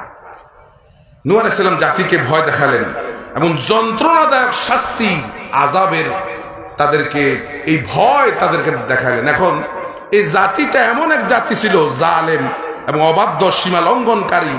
এরা নূহ আলাইহিস সালামের এই ভয়টাই মানে না। হুজুর আপনার এই সমস্ত কথাটা তো আমরা এখন আর মানি না। তারা উল্টা নূহ আলাইহিস সালামের ব্যাপারে 5টা আপত্তি তুলছে। কয়টা? মনে রাখতে হবে। এই আপত্তিগুলো সমস্ত নবী রাসূলদের ব্যাপারে, এমনকি আমাদেরকেও বাতিলরা এই আপত্তিগুলো আমাদের উপরে তোলে। খেয়াল করে দেখবেন, যারাই দায়ী তাদের উপর কিন্তু এই আপত্তিগুলো তোলে। দেখুন তারা কি বলল। فقال الملأ الذين كفروا من قومه ما هذا إلا بشر مثلكم يريد أن يتفضل عليكم ولو شاء الله لأنزل ملائكة ما سمعنا بهذا في آبائنا الأولين। আরেক আল্লাহ বলছেন, দেখেন তারা 5টা আপত্তি তুলছে। فقال الملأ الذين كفروا من قومه ما نراك إلا بشرا مثلنا وما نراك اتبعك إلا الذين هم أراذلنا بادع الرأي وما نرى لكم علينا من فضل بل نظنكم كاذبين। তারা আল্লাহর নবী পয়গম্বর নূহ আলাইহিস সালামের ব্যাপারে তারা 5টা আপত্তি তুলল। 1 নম্বর আপত্তি হচ্ছে যে আপনি তো আমাদের মতোই একজন মানুষ, যদি নবী হইতেন তাহলে তো আপনি ফেরেশতা হইতেন, আপনি তো আমাদের মতোই মানুষ। রাসূলের ব্যাপারে কথা বলছে, মালে হাজার রসুল, এটা আবার কেমন রসুল, আমাদের সঙ্গে বাজারে যায়, আমাদের সঙ্গে বাজার ঘাট করে, সংসারও করে, ছেলে সন্তান হয়, আবার কেমন রসুল। তাদের ধারণা হইল নবীদের এগুলো থাকতে নাই। আজকের জামানার দিকে তাকায়া দেখেন, হুজুররা বিয়ে শাদী করলেও দোষ আসেনি, সন্তান হইল হুজুরদের দোষ। হুজুরের আবার সন্তান হয়েছে, ইন্না লিল্লাহ ইন্না লিল্লাহ, মানে হুজুররা আলাদা জাতের হবে, আলাদা জাতের, ওনাদের সন্তান হবে কেন? আর মসজিদের ইমাম সাহেব, খতিব সাহেব যদি বাড়িতে যায় একবার কোন রকম ছুটিতে, সারছে, হুজুর আবার বাড়ি যাওয়া লাগেনি না, হুজুরের তো কিছু নাই। হুজুরের কি আর বাড়ি যাওয়া লাগে? হুজুরের তার সংসার মংসার নাই। দেখুন, এগুলো কিন্তু কাফেরদের আপত্তি। রাসূলকে তারা বলল, আপনি তো আমাদের মতোই মানুষ। হ্যাঁ, তোমাদের মতো কি বলে আকৃতিতে তোমাদের মতো মানুষ হইতে পারে, কিন্তু চরিত্রে তোমাদের মতো না। কি কথা ঠিক কিনা? আমাদের রাসূল মুহাম্মদুর রাসূলুল্লাহ সাল্লাল্লাহু আলাইহি সাল্লাম তিনিও আমাদের মতো মানুষ, ঠিক কিনা? কিন্তু আমরা জীবনে মিথ্যা কথা বলছি, কথা কয় না, বলছি, অনেক মিথ্যা কথা বলছি, বলছি না? কিন্তু আমার রসুল এমন, তিনি জীবনে একটা মিথ্যা কথাও বলেন নাই।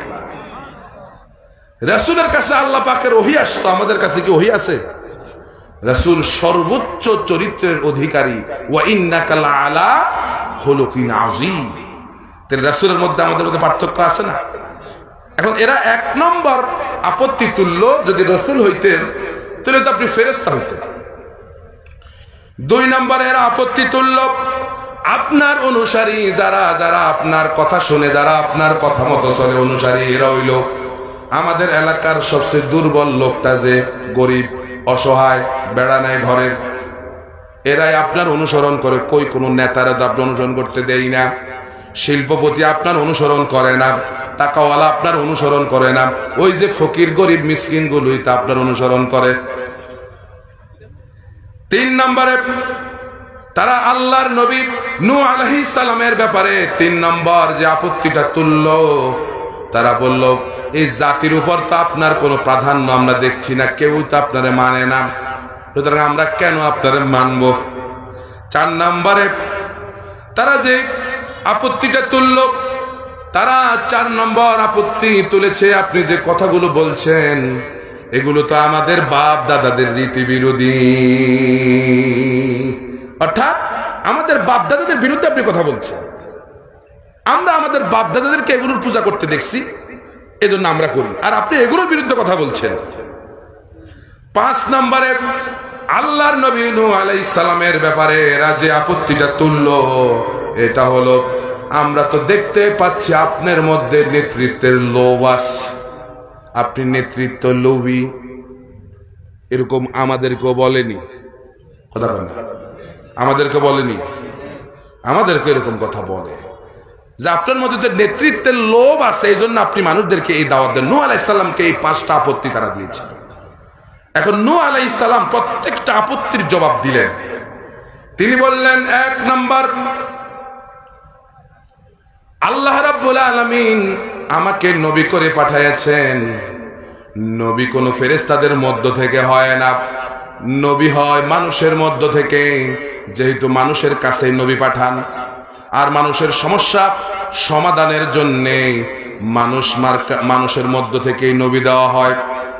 কারণ ফেরেশতারা বিবাহ শাদী জানে না, তাদের স্ত্রী নাই, সন্তানাদি নাই, কিছু নাই, খাবার দাবার কিছু নাই। রাজনীতি কি আছে নাকি নবীদের?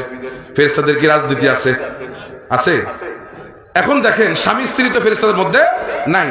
এখন তাদের কথা অনুযায়ী যদি ফেরেশতা মার্কা যদি নবী যদি পৃথিবীতে আল্লাহ পাক পাঠাইতো, স্বামী স্ত্রী ঝগড়া লাগছে, লাগেনি?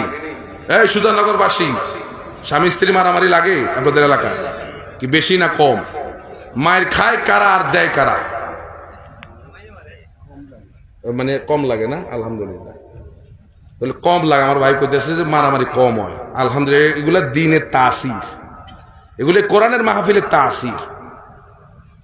অনেক জায়গায় দেখা যায় স্বামী একটা দিতে পারে না, কিন্তু স্ত্রী 4-5টা দিয়া লাগে। কথা বললে এরকম আছে না নাই? আছে আছে। তো এখন স্বামী স্ত্রীর মধ্যে ঝগড়া লাগছে, ফেরেশতা মার্কা নবীর কাছে যায় যদি বলে যে স্বামী আমারে মারছে বা স্ত্রী আমারে মারছে, তখন ফেরেশতা মার্কার নবী বলবে স্বামী স্ত্রী আবার কি? ঠিক নয় কি? যে এইটা আবার কি? রাজনীতিতে দুইটা পক্ষ মারামারি লাগছে, ফেরেশতা মার্কা নবীর কাছে বিচার দিচ্ছেন, নবী বলল রাজনীতি আবার কি? কি কথা ঠিক কিনা? তাহলে এরা যে আপত্তি তুলল যে যদি নবী হইতেন তাহলে রসুলদের ফেরেশতাদের মধ্য থেকে নবী হইতো, আমাদের মতো মানুষের মধ্য থেকে নবী কেন হইলো? তাহলে তাদের আপত্তিটা সঠিক নয়। 2 নম্বরে যে আপনার কাছে সব অসহায় লোকেরা, দুর্বল লোকেরা যায়, এটা তো স্বাভাবিক। ভালো মানুষের কাছেই তো অসহায় লোকেরা যখন এখানে এসে সমাধান পায়, তখন তো অসহায় মানুষ এখানে আসবে। তোমাদের নেতাদের কাছে যায় না এই জন্যে, কারণ তোমরা নেতাদের কাছে গেলে যদি সমস্যার সমাধান করে দিতে বলো আগে কত দিবি, এগুলা আপনাদের এদিকে আসে না? আছে এগুলা? 2টা গরিব মানুষ, সমস্যা হইতেই পারে, রাজনৈতিক নেতার কাছে গেছে সমাধানের জন্য, বলতেছে তুই 10,000 দে আর তুই 10,000। এরপরে 1 মাস পরে আসিস, 1 মাস পরে দুজনের সালিশ করে মাগরিবের নামাজ থেকে শুরু করে, টাইমটা কম এশার আগ পর্যন্ত। এশার আজান দেওয়ার সঙ্গে সঙ্গে বলে আজকের জন্য সালিশ এখানে মুলতবি, আবার আগামী সোমবার আসার আগে আবার 5,000 করে দিস। এরকম খায়নি? খায়নি। এরপর আরো রাজনীতি আছে এর মধ্যে। দেখেন, 2 ভাইয়ের সম্পদ ভাগ করে দেয়, সব ভাগ করে, কিন্তু ওই বাঁশের মুড়াটা ভাগ করে না। বাঁশের মুড়া চিনেন তো? বাঁশের মুড়া কি বলে আপনাদের? বাঁশের ঝাড়। এই বাঁশের ঝাড় এটা ভাগ করে না, কয় 2 ভাই এটা মিলেমিশে খায়েন, এরকম বলেনি সাল্লিশদাররা। তাদের চিন্তা হইল এই ঝাড় নিয়ে ভবিষ্যতে এরা আবার মারামারি করবে, আবার আমাদেরকে আনবে, আমরা আবার পয়সা খাবো। আমি চিন্তা করলাম এই সাল্লিশ তারা শিখছে কার থেকে, কোত্থেকে শিখলো এটা? পরে ইতিহাস ঘাটাঘাটি করে দেখলাম ইংরেজদের কাছ থেকে তারা এটা শিখছে। ইংরেজরাও ভারত আর পাকিস্তানকে যখন ভাগ করে দিছে, ওই বাঁশমুড়া একটা আলাদা রেখে দিছে, নাম কি? কাশ্মীর। এখন সে কাশ্মীর নিয়ে মাঝে মাঝে মারামারি লাগে না? তাহলে দেখছেন না আমাদের সালিশদারদের অবস্থা। তো এখন নূহ আলাইহিস সালাম বলছেন আমার কাছে তো এই সমস্ত লোকেরাই আসবে, আর এরা যদি আমার কাছে আসে আমি এদেরকে কেমনে তাড়াইয়া দিই? আর তাড়াইয়া দিলে আমার আল্লাহ তো আমার উপর প্রতিশোধ দিবেন, ঠিক কিনা বলেন? 4 নম্বরে কওমের উপর আপনার কোনো প্রাধান্যই দেখছি না। কওমের উপর আমার প্রাধান্যটা কেমনে আসবে? কারণ আমি তো দাওয়াত দিচ্ছি মাত্র একা, আর সব আমার বিরুদ্ধে, ঠিক কিনা? এরপরে এই দাওয়াত আমাদের বাপ দাদাদের রীতি বিরোধী। ভাইরা, বাপ দাদারা আমাদের শরীয়ত না। আমাদের দেশে বাপ দাদাদের কুসংস্কার চলে বেশি। শনিবারের দিন বাঁশ কাটা যায় না, রাতের বেলা ঘর ঝাড়ু দেওয়া যায় না, বিছানা পরিষ্কার করা যায় না, এগুলো আসেনি সিলেটে? আছে। এরপরে গাছে ফল আসলে পাশে দিয়া জুতা একটা বা একটা ঝাড়ু একটা লটকা, এরকম আসেনি? কোথেকে করলাম? বাবা বলে গেছে, দাদা বলে গেছে, এমনি করতে। মুরব্বীরা কইছে, মুরব্বীরা বলছে, এটা বলে কি না? তাইলে দেখেন এই মুরব্বীদের কথা, এগুলো কিন্তু আমাদের কথা না, এগুলো জাহেলদের কথা, এগুলো কাফের মুশরিকদের কথা। মুরব্বীরা বলছে, মুরব্বীরা আমাদের শরীয়ত না, আমাদের শরীয়ত হচ্ছে আল্লাহর কোরআন, রাসূলের হাদিস।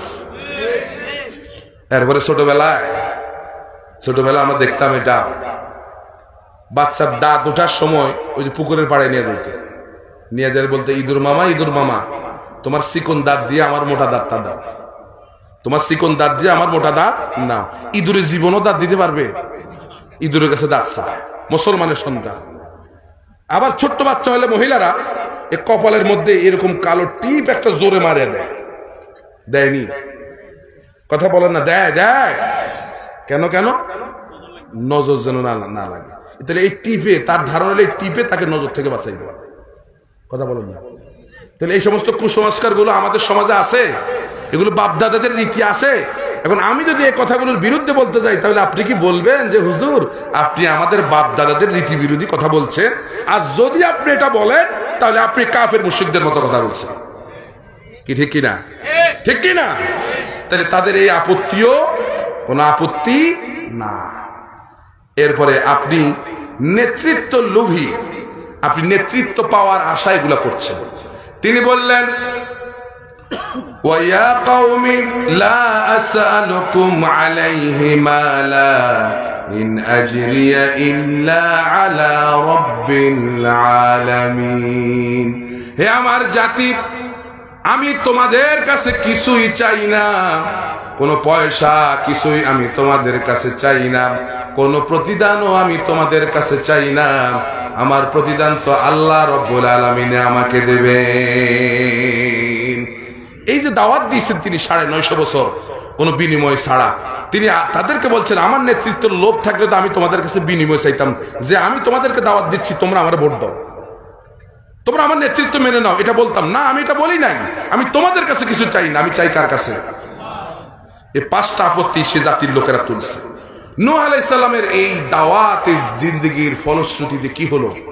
নূহ আলাইহিস সালাম 950 বছর বাঁচার কারণে বংশ পরম্পরায় এক গোষ্ঠী চলে গেছে, আবার আরেক গোষ্ঠী আসছে, এক গোষ্ঠী চলে গেছে, আবার আরেক গোষ্ঠী আসছে, বাবাই চলে গেছে, আবার ছেলের সময় আসছে, ছেলে চলে গেছে, আবার নাতি আসছে, নাতি চলে গেছে, আবার ফুন্তি আসছে। এইভাবে করে এক প্রজন্ম থেকে আরেক প্রজন্ম, আরেক প্রজন্ম থেকে আরেক প্রজন্ম, এরকম কয়েকটা প্রজন্মকে নূহ আলাইহিস সালাম দাওয়াত দিচ্ছেন, কেউই দাওয়াত গ্রহণ করেন না। আর তিনি দাওয়াত দিচ্ছেন কেমনে দেখেন। তিনি বললেন ক্বালা রাব্বি ইন্নী দাআউতু কওমি লাইলান ওয়া নাহারা। হে আমার রব, আমি আমার জাতিকে দিনেও দাওয়াত দিয়েছি, রাতেও দিয়েছি। সুবহানাল্লাহ বলেন। কাউমরে দিনেও দাওয়াত দিছে, রাতেও দিছে, আপনি দেননি। দিনেও দিছে, রাতেও দিছে।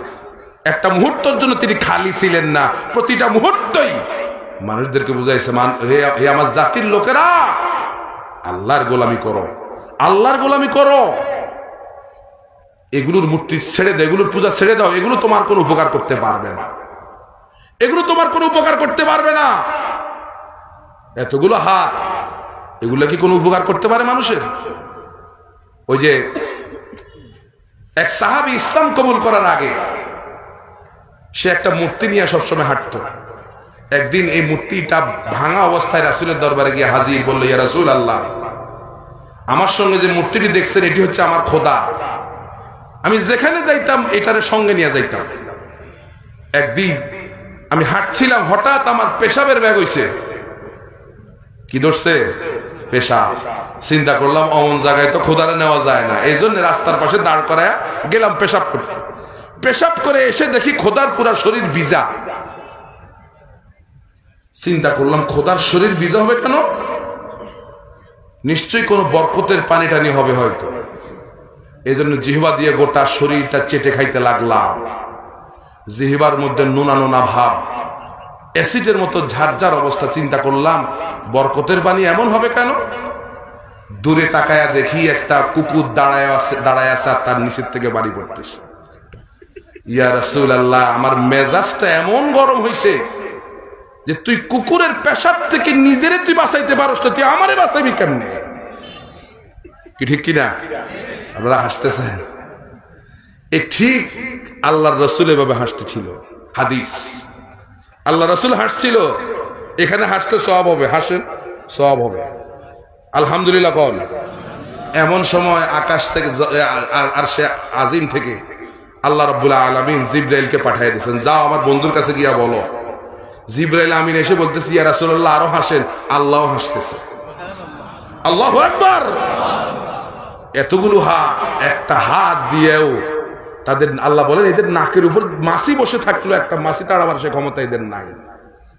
তোমরা এগুলো ইবাদত কেন করো? এগুলো তো তোমার কোনো উপকার করতে পারে না।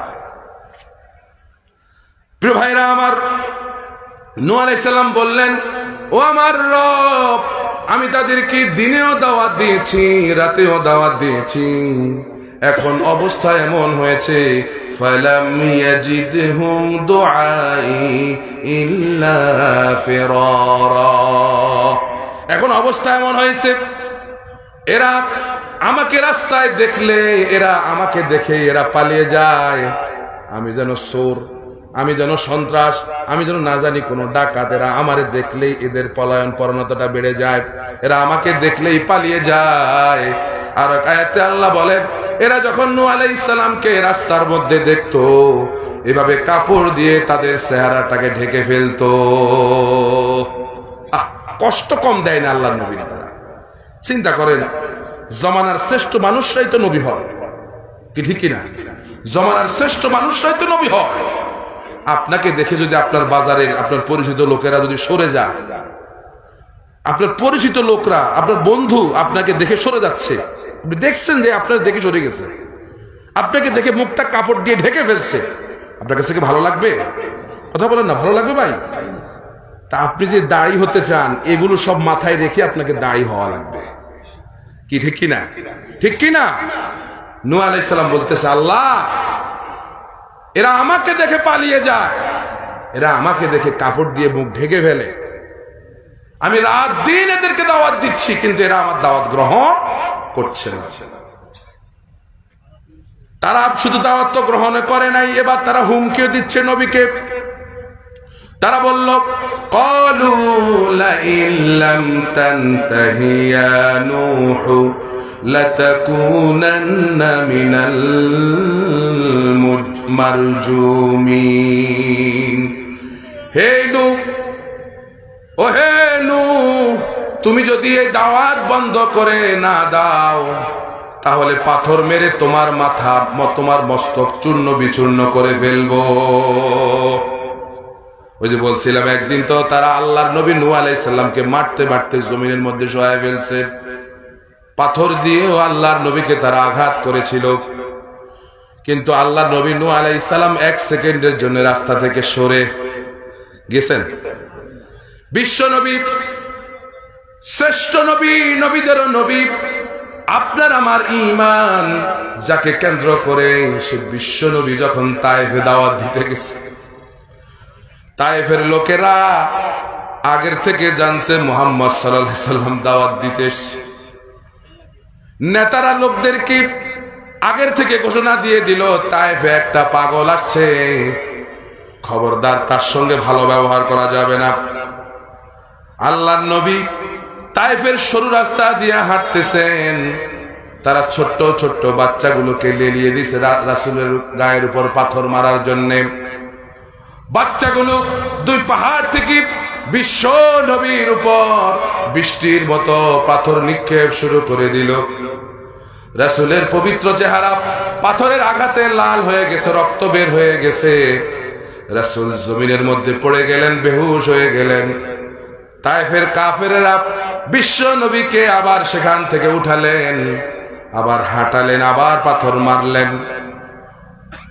সিরাতের কিতাবগুলোর মধ্যে এসেছে, রক্তে বিশ্ব নবীর পা মোবারক স্যান্ডেলের সঙ্গে এমন ভাবে লেগে গেছে আর ছুটে না। আল্লাহর নবী আবার বেহুশ হইয়া জমিনের মধ্যে পড়ে গেলেন। তৃতীয়বারও তারা রাসূলকে সেখান থেকে উঠালেন, আবার রাসূল হাঁটতেছিলেন, বাচ্চারা আবার পাথর মারতেছিল। তৃতীয়বারও বিশ্ব নবী জমিনের মধ্যে পড়ে গেলেন। আল্লাহর নবী এবার জমিনে পড়ে গিয়ে তিনি কিছুক্ষণ পরে যখন হুঁশ ফিরে এলো, আল্লাহর নবী এবার ডান হাত দিয়া কপালের মধ্যে রাখলেন, দেখলেন কপাল থেকে রক্ত বের হচ্ছে। আল্লাহর নবী বলছেন, এই জাতির কল্যাণ কিভাবে হবে যে জাতি তার নবীর চেহারা রক্ত দিয়া লাল বানায়া ফেলেছে। জিবরাইল আমিন এসে বলল, ইয়া রাসূলুল্লাহ, ইয়া হাবিবাল্লাহ, আকাশের কোটি কোটি ফেরেশতারা আজকে তায়েফের ময়দানের দিকে তাকায় আছে। তারা খেয়াল করে দেখছে শ্রেষ্ঠ নবী, নবীদের নবী, সরকারে কায়নাত, দো জাহানের বাদশা নবী মুহাম্মদুর রাসূলুল্লাহ সাল্লাল্লাহু আলাইহি ওয়াসাল্লাম তায়েফের ময়দানে মার খাচ্ছে, রক্ত ঝরেছে, জমিনটা লাল হয়ে যাচ্ছে। ফেরেশতারা কেঁদে যার যার অবস্থা। আল্লাহ রাব্বুল আলামিন আমাকে পাঠিয়েছেন আপনার কাছে। ইয়া রাসূলুল্লাহ, আপনি একবার অনুমতি দেন, এই দুইটা পাহাড়কে একত্রিত করে কাফের গুলাকে চিরতরে জমিন থেকে শেষ করে দেন। রাসূল দেখেন কেমন দয়ালু মানুষ। বিশ্ব নবী জিবরাইলকে বলছে, জিবরাইল শোনো শোনো, আমি যদি তোমাদেরকে অনুমতি দিই আর তোমরা যদি আমার অনুমতি ক্রমে এই পাহাড়গুলোকে একত্রিত করে কাফের মুশরিকগুলোকে যদি শেষ করে দাও, তাহলে কার কাছে গিয়ে বলবো লা ইলাহা ইল্লাল্লাহু লা ইলাহা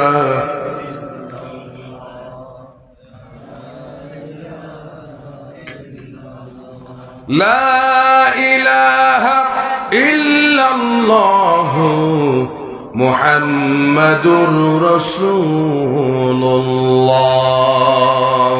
সাল্লাল্লাহু আলাইহি ওয়াসাল্লাম।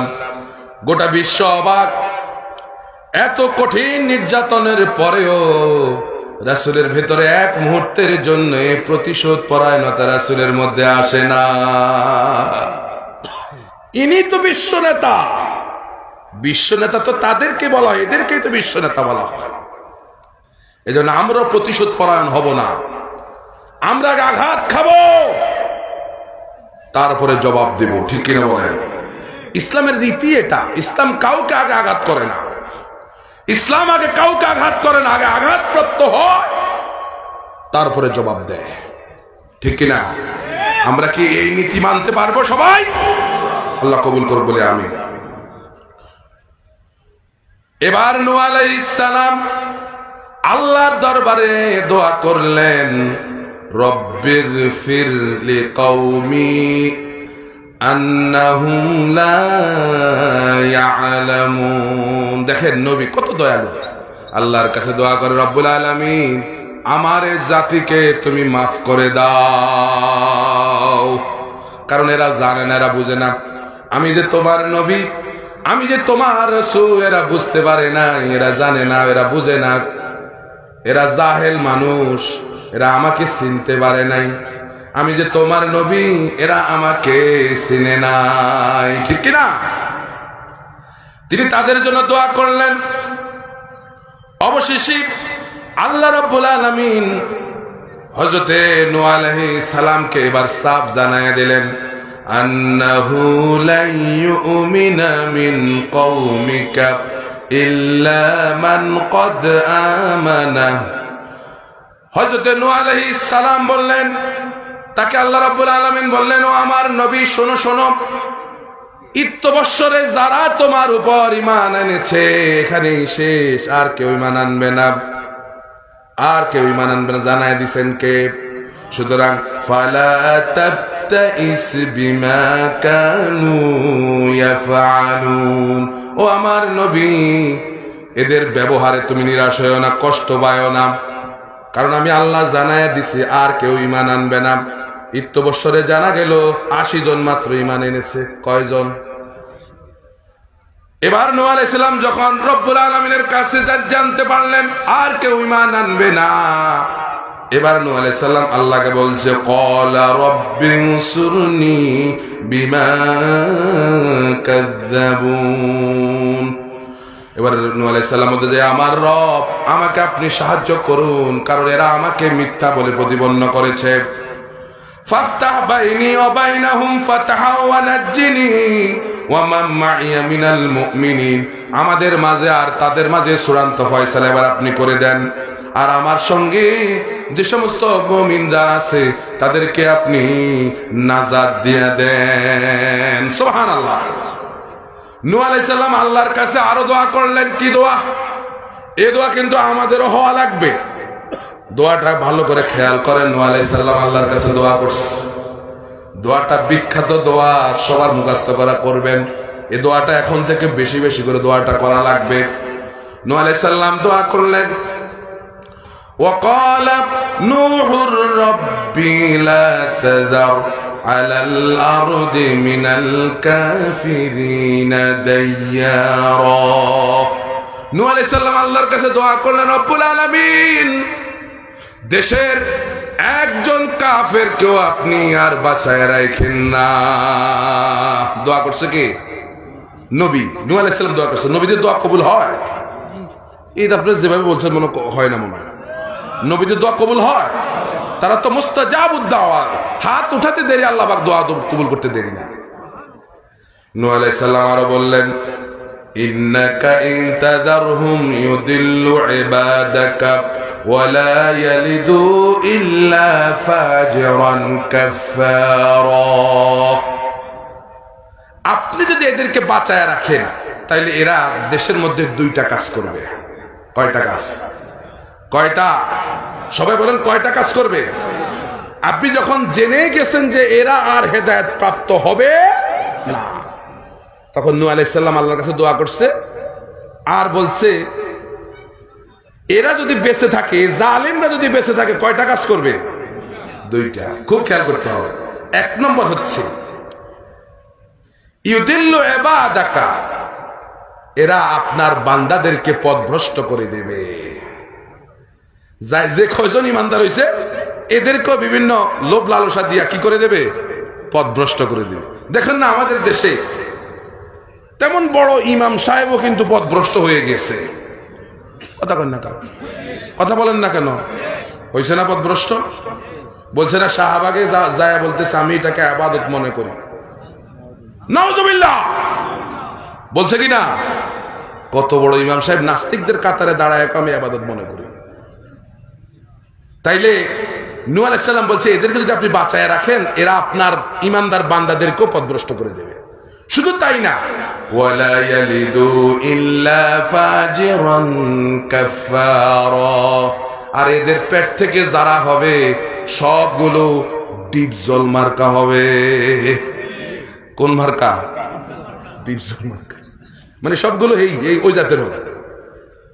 কাফের পেট থেকে কি হবে? কাফের হবে। শয়তানের পেট থেকে কি হয়? শয়তান হয়। জালেমের পেট থেকে। তাহলে যদি আপনি এদেরকে বাঁচায় রাখেন, এরা যেভাবে যেরকম জালেম, এদের ভবিষ্যৎ প্রজন্ম কি হবে? জালেম। আপনি এদেরকে একটারও রাখেন না, একটা গৃহবাসীকে আপনি রাখবেন না, সবাই আপনি কি করে দেন? ধ্বংস করে দেন। নবীর দোয়া কবুল হয়ে গেছে। আল্লাহ পাক, শেষ কথা কি বলবো? শেষ, আমরা কিন্তু শেষ অংশে চলে এসেছি, আমরা শেষ করে যাব নাকি? দেখুন আল্লাহ রাব্বুল আলামিন তাদেরকে কেন গজব দিলেন। রাব্বুল আলামিন বলছেন মিম্মা খাতিয়াতিহিম উগরিকু ফাউদখিলু নারা ফালাম ইয়াজিদু লাহুম মিন দুনিল্লাহি নাসীরা। রব্বুল আলামিন বলেন এদের পাপের কারণে এদেরকে পানিতে চুবায় আমি আল্লাহ মারছি। শুধু তাই নয়, এদেরকে জাহান্নামে আমি নিক্ষেপ করেছি। আর এমন অবস্থায় আমি তাদেরকে ধ্বংস করে দিলাম যে তারা আমার বিরুদ্ধে তাদের পক্ষে একজনও সাহায্যকারী পায় না। সবাই বলবে সময় নাই, তাড়াতাড়ি ভাগেন। মিনিট মাত্র 45। কয় মিনিট? সবাই কয় টাইম কত? এরা কিন্তু আসতেছে, শাহবাগ পার হয়ে গেছে। কথা কয় না কেউ কেউ সাপোর্ট দেয়। নিজের দলের লোকেরা তাড়াতাড়ি পালান, তাড়াতাড়ি পালান। আসতেছে আসতেছে, কেউ আর সাহায্যকারী তখন আর কেউই না। এর আগের দিন কি লাফান লাফ, আপনার কিছু হলে জ্বলবে আগুন পাকের ঘরে। কথা কেন? ম্যাডামের কিছু হলে জ্বলবে আগুন, আর না পাকের ঘরে। পাকের ঘরে আগুন এমনি জ্বলে। এই অবস্থাটা হয়েছে এরকম। কেউ আর শেষ মুহূর্তে আপনার সঙ্গে নাই। সবাই আস্তে আস্তে চাচা আপন পান বাসা, সবাই বাসাবাসির মধ্যে আছে। শেষ কে কোন জায়গা দিয়ে যাইব দিশও তো পায় নাই। অনেকে দাড়ি চাইছেও বাঁচতে চাইছে। হ্যাঁ, ও নামও বলে দিছিলেন। গত 16 বছর জাতির কি যে ধোকাটা দিল সেই বদমাইশে। কথা বল না। আর আমাদেরকে এত বছর বলছে আমরা নাকি ধর্ম ব্যবসায়ী। আসল ধর্ম ব্যবসায়ী কি জাতির সামনে প্রকাশ পেয়ে গেছে। তুমি এই দাড়ি রাখা জাতিরে যে সূক্ষ্মভাবে প্রতারণা করে, বেশি না 36,000 কোটি টাকা তুমি পাচার করে দিছো, তোমার এই দাড়ির অন্তরালে এগুলো ছিল। কথা বলে না কা? ওই দিন শুনতে পাইলাম শেষ মুহূর্তে নাকি নেত্রী সালমান এফ রহমানের জন্য অপেক্ষা করছিল। দরবেশের ছাড়া কেমনে যায় কথা কয় না, দরবেশ তো লাগে। সে কি আসলে দরবেশটা দোষতে বেশ কিসের দরবেশ? এ বদমাইশে দাঁড়ায় বলতেছে তো কোরআনের মধ্যে তেমন ভুল নাই, কিছু আছে। কি বলছে আপনারা শুনেন না? এটা শুনেন নাই? যে লোক বলবে আল্লাহর কোরআনে ভুল আছে তার ঈমান নাই, ঈমান নাই, ঈমান নাই, তার ঈমান নাই, বেঈমান। ঠিক কিনা? আল্লাহ বলে মিম্মা খাতিয়াতিহিম উগরিকু, এদের পাপের কারণে আমি এদেরকে এই গজব দিছি। কি গজব? আল্লাহু আকবার। 12টার আগ পর্যন্ত কেউ বুঝে নাই যে গণনা কি করতে যাইতেছে। আমরা মসজিদে বসে সুবহানাল্লাহ সুবহানাল্লাহ পড়ি, যোহর নামাজ পড়ে বের হইছে আর খবর আসা গেছে জালিম নাই, মিস ইন্না লিল্লাহি ওয়া ইন্না ইলাইহি রাজিউন। রোডে গাড়ি মিষ্টি আর মিষ্টি। দোকানদাররা যদি আগে ভাগে জানতো তাহলে আরো কিছু মিষ্টি বানায় রাখতো, কিন্তু বেচারারাও কিন্তু শেষ পর্যন্ত কুলাইতে পারে না। কথা বল না, কত কুলাইব? আনন্দ আকাশে বাতাসে ঘরে ঘরে। আজকে সেই আনন্দগুলোকে ধূলিসাৎ করার জন্য এক শ্রেণীর লোকেরা উঠে পড়ে লেগেছে। আমরা আমাদের ছাত্র ভাইদের পক্ষে আছি, ঠিক কিনা বলেন? ঠিক কিনা? আমরা ন্যায়ের পক্ষে, ইনসাফের পক্ষে। যতদিন আল্লাহ পৃথিবীতে বাঁচায় রাখবে ততদিন আমরা থাকতে রাজি আছি। এদেশকে আর কারো তাবেদারি করতে আমরা দেব না। আমরা এদেশকে আর কারো তাবেদারি করতে দেব না। গোলামীর জিনজির থেকে এদেশ 5ই আগস্ট যেদিন মুক্তি পেয়েছে, গোটা জাতি তখন শপথ করেছে আর কোন জালিমের ঠাঁই প্রিয় মাতৃভূমিতে হবে না। কথা বলেন না কেন? গজব যখন শুরু হয়ে গেল, আল্লাহ রাব্বুল আলামিন নূহ আলাইহিস সালামকে এবার ঘোষণা দিয়ে বললেন, ওয়াসনাইল ফুলকা বিআয়ুনিনা ওয়া ওয়াহিনা। আল্লাহ রাব্বুল আলামিন বললেন, নূহ আমার চোখের সামনে, আমার সামনে নৌকা বানাও, আমার তত্ত্বাবধানে নৌকা বানাও। তাহলে আল্লাহ নৌকা বানাইতে কয়, আল্লাহ নৌকা বানাইতে করছে, নৌকা শেষ মুহূর্তে বাঁচাইব কেন? তো অনেকে মনে করছে ওই তো এটাও সেই নূহের নৌকা। কথা কয় না? এটা নূহের নৌকা। কোথায় ওয়াশিংটন আর কোথায় ছাগলের টন? কি ঠিক কিনা? কোথায় ওয়াশিংটন আর কোথায় ছাগলের টন? তেলাফোকাও একটা ফাঁকি। অবস্থাটা এরকম না? আল্লাহ রাব্বুল আলামিন বললেন, নৌকা বানাও আমার চোখের সামনে, আমার তত্ত্বাবধানে নৌকা বানাও। তবে হ্যাঁ, ওয়ালা তুখাতিবনি ফিল্লাযিনা যালামু, যারা জালিম ছিল তাদের ব্যাপারে কোনো সুপারিশ আমার কাছে করবে না। ইন্নাহুম মুগরাকুন, আমি আল্লাহ এদেরকে পানিতে চুবাবই। হ্যাঁ, কোনো সুপারিশ করবে না আমাদের সামনে। আমি আল্লাহর সামনে কোনো সুপারিশ করবা না এই জালিমদের ব্যাপারে। এজন্য সময় মতো আমাদেরকে কঠিন সিদ্ধান্ত নেওয়া লাগবে। জালিমদের জন্য কিসের সুপারিশ? জালিমদের জন্য কিসের সুপারিশ? যার হাত হাজার হাজার মানুষের রক্ত রঞ্জিত হয়েছে, কোন সুপারিশ তার ব্যাপারে চলবে না। এই জাতি মেনে নেবে না। ঠিক কিনা বলে? ঠিক কিনা?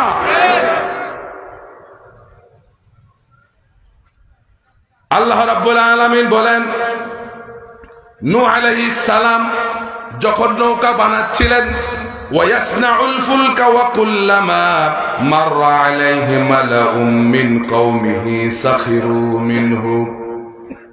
এবার নূহ আলাইহিস সালামের জাতির লোকেরা যখন নবী নৌকা বানাচ্ছে তার পাশ দিয়ে যাচ্ছে, আর নবীর টিটকারি মারে, হ্যাঁ হুজুর কি বানায় এটা? ইন্না লিল্লাহ। হুজুর কি বানায়? পানি নাই, কিছু নাই, নৌকা চলবে কোরআন দিয়ে। আমি নোয়াখালীর কথা বুঝেন নি আপনারা? নৌকা চলবো কোন জায়গায় দিয়ে? কোথা দিয়ে নৌকা চলে? পানি কই? নূহ আলাইহিস সালাম রে উপহাস করে, টিটকারি মারে, হুজুরে কি করে এটা? বেল আছে নি হুজুরে? এরকম কথা কয় না আমাদের দেশে? প্রিয় ভাইরা আমার, নূহ আলাইহিস সালাম বলছেন আমাকে উপহাস করো না। এবার যখন নৌকা বানানো হয়ে গেল, এবার আযাব শুরু হয়ে গেছে। আল্লাহ বলছেন ফাফাতাহনা আবওয়াবাস সামাই বিমাইন মুনহামির। নৌকা যখন বানানো সম্পন্ন হয়ে গেল, আমি আকাশের ধার সমূহ উন্মুক্ত করে দিলাম। আকাশ থেকে প্রবল ভাবে বৃষ্টি শুরু হয়ে গেছে। শুধু তাই নয়, ওয়াফাজ্জারনাল আরদা উয়ুনা ফালতাকাল মাউ আলা আমরিন কদ কুদির। এবার জমিনও তাদের ঝর্ণা সমূহ খুলে দিয়েছে, জমিন থেকে পানি উত্থিত হতে লাগলো। শুধু তাই নয়, আল্লাহ বলছেন ফাইদা জাআ আমরুনা ওয়া ফারাত তান্নুর। যখন আমি আকাশকে নির্দেশ দিলাম, আকাশ বৃষ্টি ছেড়ে দিতে লাগলো, আর জমিন থেকে সুলাগুলো উনুন বুঝুন তো, সুলা রান্না করার সুলা, সেখান থেকে পানি বের হইতে শুরু করছে। আল্লাহ বলছেন ফাসলুক ফিহা মিন কুল্লি জাওজাইন ইসনাইনি।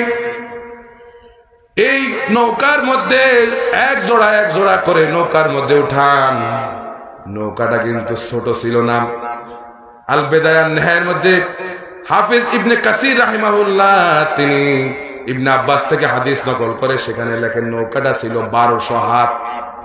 কত হাত লম্বা? আর 600 হাত হলো প্রশস্ত প্রস্থ। 1200 হাত লম্বা, 600 হাত প্রস্থ, 30 হাত উঁচা, 3 তলা বিশিষ্ট নৌকা। নিচের তলায় পোকামাকড় থাকতো, আর দ্বিতীয় তলায় প্রত্যেক জোড়ায় জোড়ায় মানুষরা থাকতো, আর 3 তলায় পশু পাখিরা থাকতো।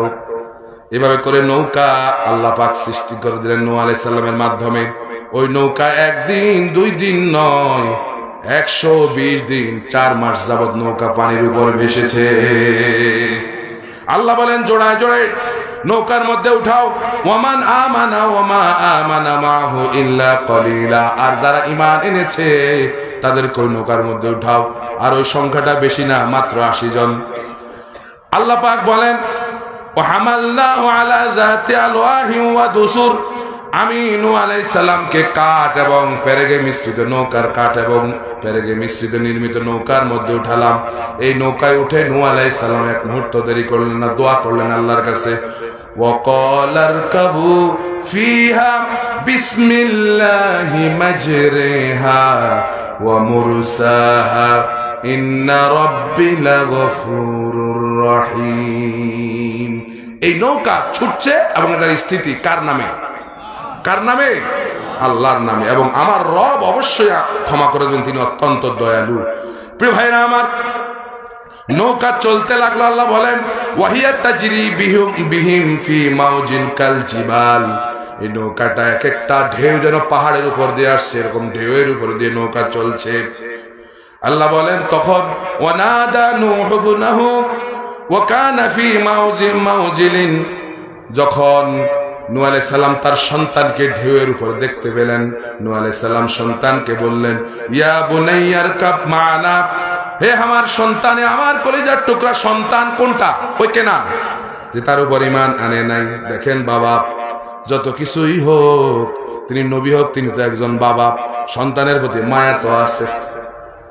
সন্তানকে বললেন ও আমার সন্তান, নৌকার মধ্যে ওঠো, ওয়ালা তাকুম মাআল কাফিরিন।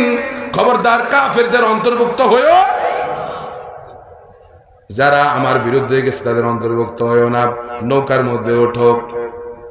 এবার দেখেন সন্তান শেষ মুহূর্তে কি বলে, ক্বালা সাউই ইলা জাবালিন ইয়াসিমুনি মিনাল মা। সন্তান কেনান বলতেছে বাবা, আমি এমন এক পাহাড়ের উপর উঠছি, পাহাড় আমাকে বাঁচাইয়া দিব, এই পাহাড় আমাকে বাঁচাইয়া দিব। ক্বালা লা আসিমাল ইয়াওমা মিন আমরিল্লাহ ইল্লা মান রাহিম।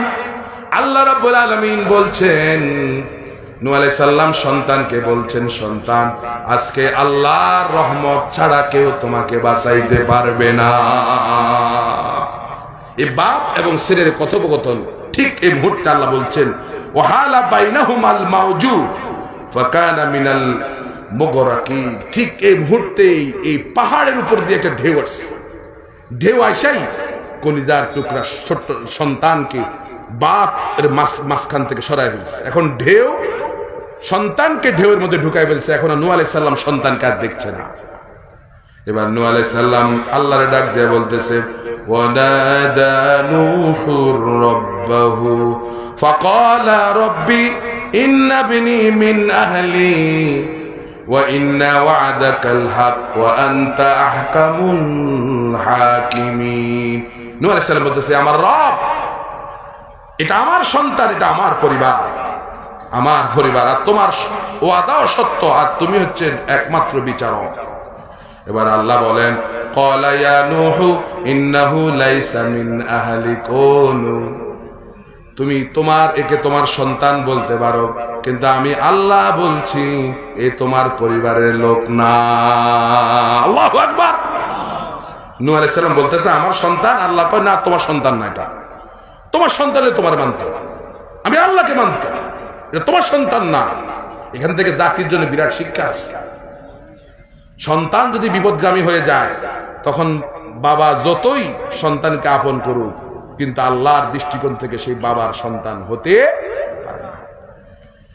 নূহ আলাইহিস সালাম আল্লাহর কাছে ক্ষমা চাইলেন, আল্লাহ রাব্বুল আলামিন তাকে মাফ করে দিলেন। মাফ করে দেওয়ার পর এবার 120 দিন পার হয়ে গেছে।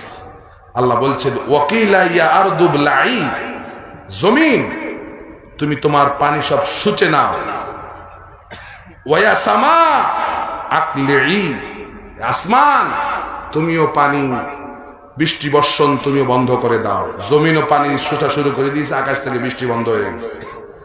আল্লাহ বলছেন ওয়াস্তাওয়াত আলাল জুদি, এই নৌকা অবশেষে গিয়ে জুদি পাহাড়ে গিয়ে বসছে। কোন পাহাড়? জুদি পাহাড়, যে পাহাড়টা বর্তমানে ফেসবুকে ইন্টারনেটে সার্চ দিয়ে দেখেন আর্মেনিয়া সীমান্তের মধ্যে আছে, সে পাহাড়ের মধ্যে গিয়ে নৌকা বসছে। এমনকি ওই পাহাড় একটা স্মৃতি বিজড়িত পাহাড়। ওই পাহাড় থেকে পরবর্তীতে মানব গোষ্ঠী সেখান থেকে বিস্তার লাভ করেছে। সে পাহাড়ের পাদদেশ থেকে মানব গোষ্ঠীর প্রজন্ম পরে প্রজন্ম, আমরা এ পর্যন্ত সেই পাহাড় থেকে দ্বিতীয় প্রজন্মের সৃষ্টি হয়েছে। এরপর আল্লাহ রাব্বুল আলামিন বলেন এভাবে করে আমি ঈমানদারদেরকে বাঁচিয়ে দিলাম, আর ফাআনজাইনা ওয়া আসহাবাস সাফিনা ওয়াজআলনাহা আয়াতাল লিল আলামিন, গোটা বিশ্ববাসীর জন্য এই ঘটনাটা আমি একটা শিক্ষণীয় হিসেবে ঘটনা জাতির কাছে পেশ করলাম। সুবহানাল্লাহ। কবি বলছে জগা জি লাগানে কে লিয়ে ये तो दुनिया नहीं है ये इबरत की जा है তামাশা। পৃথিবী খেল তামাশার জায়গা না, এটা শিক্ষার জায়গা। এখান থেকে শিক্ষা গ্রহণ করা লাগবে, প্রতিটি মুহূর্তই আমাদের জন্য শিক্ষা। আল্লাহ রাব্বুল আলামিন আমাদের সকলকে দাওয়াতি জিন্দেগিতে ধৈর্য এবং সহিংসতার সহিত আমরা যেন মানুষের ধারে ধারে আল্লাহর কোরআনের দাওয়াতগুলো যেন পৌঁছে দিতে পারি। প্রত্যেকে একজন প্রত্যেক ঘর থেকে এক একজন দায়ী হয়ে যান, সবাই দায়ী হয়ে যান।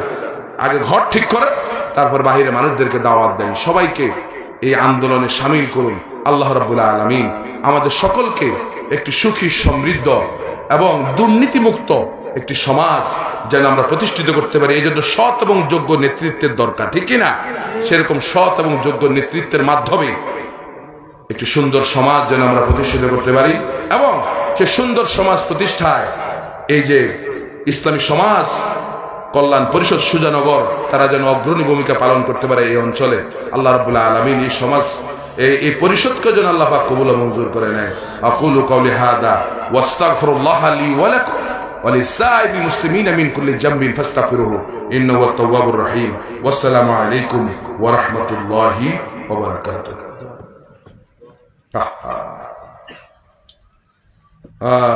এই পরিষদের সাবেক অর্থ সম্পাদক হাফেজ আমিরুজ্জামান অলি গত কিছুদিন আগে তিনি দুনিয়া থেকে বিদায় নিয়ে চলে গেছেন।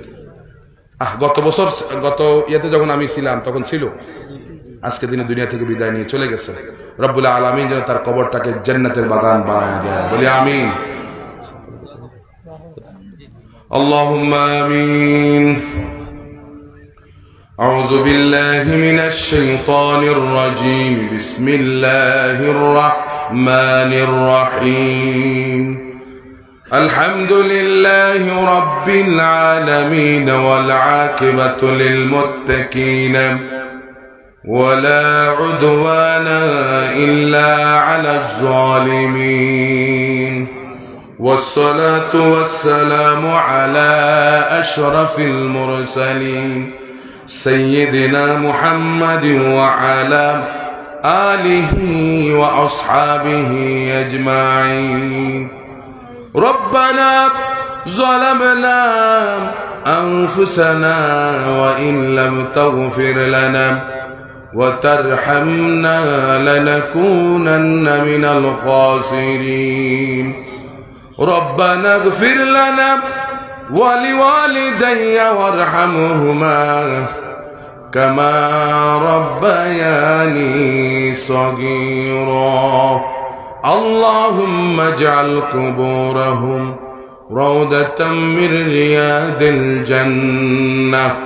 اللهم نور قبورهم من نور الجنة يا رب العالمين.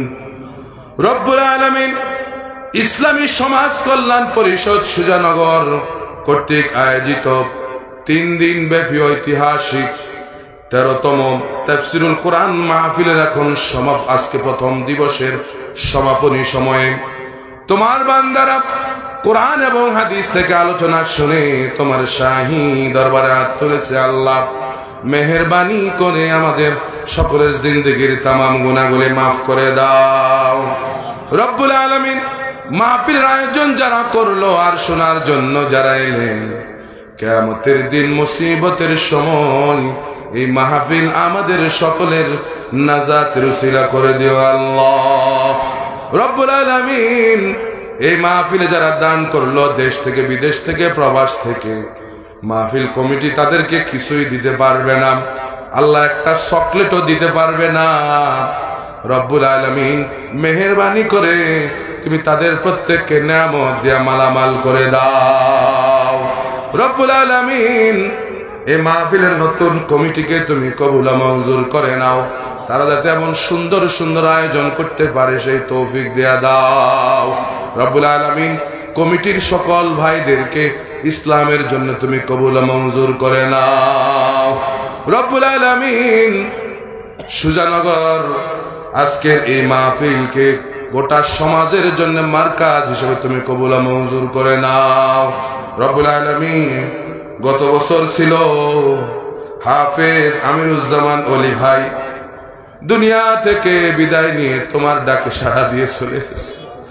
আল্লাহ ওই ভাইয়ের কবরটাকে তুমি জান্নাতের বাগান বানায়া দাও। রব্বুল আলামিন তার শোক সন্তপ্ত পরিবারকে তুমি ধৈর্য ধারণ করার তৌফিক দিয়া দাও। এই কমিটির সভাপতি, সেক্রেটারি, সহসভাপতি, সহ সেক্রেটারি, কোষাধ্যক্ষ, অন্যান্য সদস্যবিন্দু যারা আছে আল্লাহ প্রত্যেককে তোমার রহমতের চাদরে বেষ্টন করে নাও। রব্বুল আলামিন মিডিয়ার ভাই যারা এসছেন আল্লাহ তাদেরকে ইসলামের সপক্ষে কোরআনের কথাগুলো বিশ্বব্যাপী ছড়িয়ে দেওয়ার সেই তৌফিক দেয়া দাও। আল্লাহ মুরব্বীরা মাঠে আছে, মুরব্বীদের নেক হায়াত দান করে দাও। আমার ডানে পাশে যে সমস্ত মুরব্বিয়ান বসা স্টেজের মধ্যে আল্লাহ প্রত্যেককে তোমার ওলি বানায়া এরপরে জমিন থেকে নিও আল্লাহ। রব্বুল আলামিন আমাদেরকে নেককার বান্দা হওয়ার তৌফিক দিয়া দাও। আমাদের মা বোন যারা ঘরের থেকে, যারা পর্দার ভেতর থেকে হাত উঠাইছে আল্লাহ, মা বোনদেরকে তোমার নেককার বান্দি হিসেবে কবুল মঞ্জুর করে নাও। আসমানি জমিনি সমস্ত বালা মুসিবত থেকে হেফাজত করে নাও। রব্বুল আলামিন এই মাহফিলে আরো 2 দিন আছে, আগামীকাল এবং তারপরের দিন শেষ দিন। মেহেরবানি করে মাহফিলে তুমি ভরপুর কামিয়াব করে দাও। তোমার কোরআনের বান্দাদেরকে পঙ্গপালের মতো কোরআনের মাহফিলে সে কোরআন শোনার সেই সুব্যবস্থা করে দাও। আল্লাহ আমাদেরকে মাফ করে দাও। আমাদের মধ্যে যারা অভাবগ্রস্ত অভাবগুলো মোচন করে দাও। আল্লাহ যারা ঋণগ্রস্ত ঋণগুলো পূরণ করার তৌফিক দিয়া দাও। রব্বুল আলামিন আমরা তোমার গুনাহগার বান্দা, আমাদের হাতের দিকে তাকায়ও না আল্লাহ, তোমার হাবিবের উসিলা আমাদেরকে মাফ করে দাও। আমাদের সন্তানদেরকে চক্ষু শীতলকারী সন্তান হওয়ার তৌফিক দেয়া দাও। আল্লাহ ভবিষ্যৎ প্রজন্মকে নামাজি প্রজন্ম হিসেবে কবুল করে নাও। সৎ এবং যোগ্য নেতৃত্ব সমাজের মধ্যে প্রতিষ্ঠিত করে দাও। আল্লাহ এদেশের উলামায়ে কেরাম দীর্ঘ 54 বছর এদেশে কোরআনের রাজ কায়েমের কথা বলেছে, মানুষকে স্বপ্ন দেখিয়েছে। আল্লাহ এখন সময় এসেছে স্বপ্ন বাস্তবায়ন করার। আল্লাহ এই জাতিকে কোরআনের সাসে দেশ চললে দেশটা কেমন হবে অন্তত এক নজর এই জাতিকে দেখায়া দাও। আল্লাহ এই জাতিকে অন্তত এক নজর দেখায়া দাও। আল্লাহ কোরআন দিয়ে চললে হিন্দু বৌদ্ধ খ্রিস্টান সবাই ভালো থাকবে। এই জাতিকে বুঝার তৌফিক দিয়া দাও, এই জাতিকে বুঝার তৌফিক দিয়া দাও। আল্লাহ আমাদের যে সমস্ত রাহাবাররা এক জায়গা থেকে আরেক জায়গায় অক্লান্ত পরিশ্রম করে যাচ্ছে, আল্লাহ তাদেরকে শকুনের কুদৃষ্টি থেকে হেফাজত করে না। আল্লাহ তাদেরকে শকুনের কুদৃষ্টি থেকে হেফাজত করে না।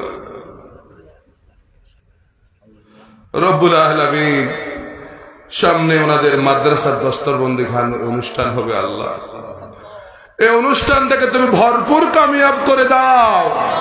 সমস্ত বাধা বিপত্তি থেকে অনুষ্ঠানকে হেফাজত করে নাও। তোমার বান্দাদের উচ্চে বড় ভিড়, তোমার কোরআনের পাখিদের উচ্চে বড় ভিড় সেই মাহফিলে তুমি করে দাও। আল্লাহ প্রত্যেকে সহযোগিতা করতে পারে সেই তৌফিক দিয়া দাও। এই অঞ্চলকে তোমার ইসলামের জন্য কবুল করে নাও, তোমার ইসলামের উর্বর জমিন হিসেবে কবুল করে নাও। আল্লাহ প্রত্যেক ঘরে ঘরে ইসলামী আন্দোলনের কর্মী ঢুকাইয়া দাও। আল্লাহ প্রত্যেক ঘরে ঘরে ইসলামী আন্দোলনের কর্মী ঢুকাইয়া দাও। রব্বুল আলামিন আমরা সেই সুদীর্ঘ 500 কিলোমিটার দূরে এখান থেকে যাব। আল্লাহ আমাদেরকে সহি সালাম অবস্থায় বাড়ি পৌঁছার তৌফিক দেয়া দাও। আল্লাহ এই দীর্ঘ পথটা আমাদের জন্য সহজ করে দাও। আল্লাহ মানুষকে যেন সবসময় হক কথা বলতে পারে সেই তৌফিক দেয়া দাও। কারো রক্তি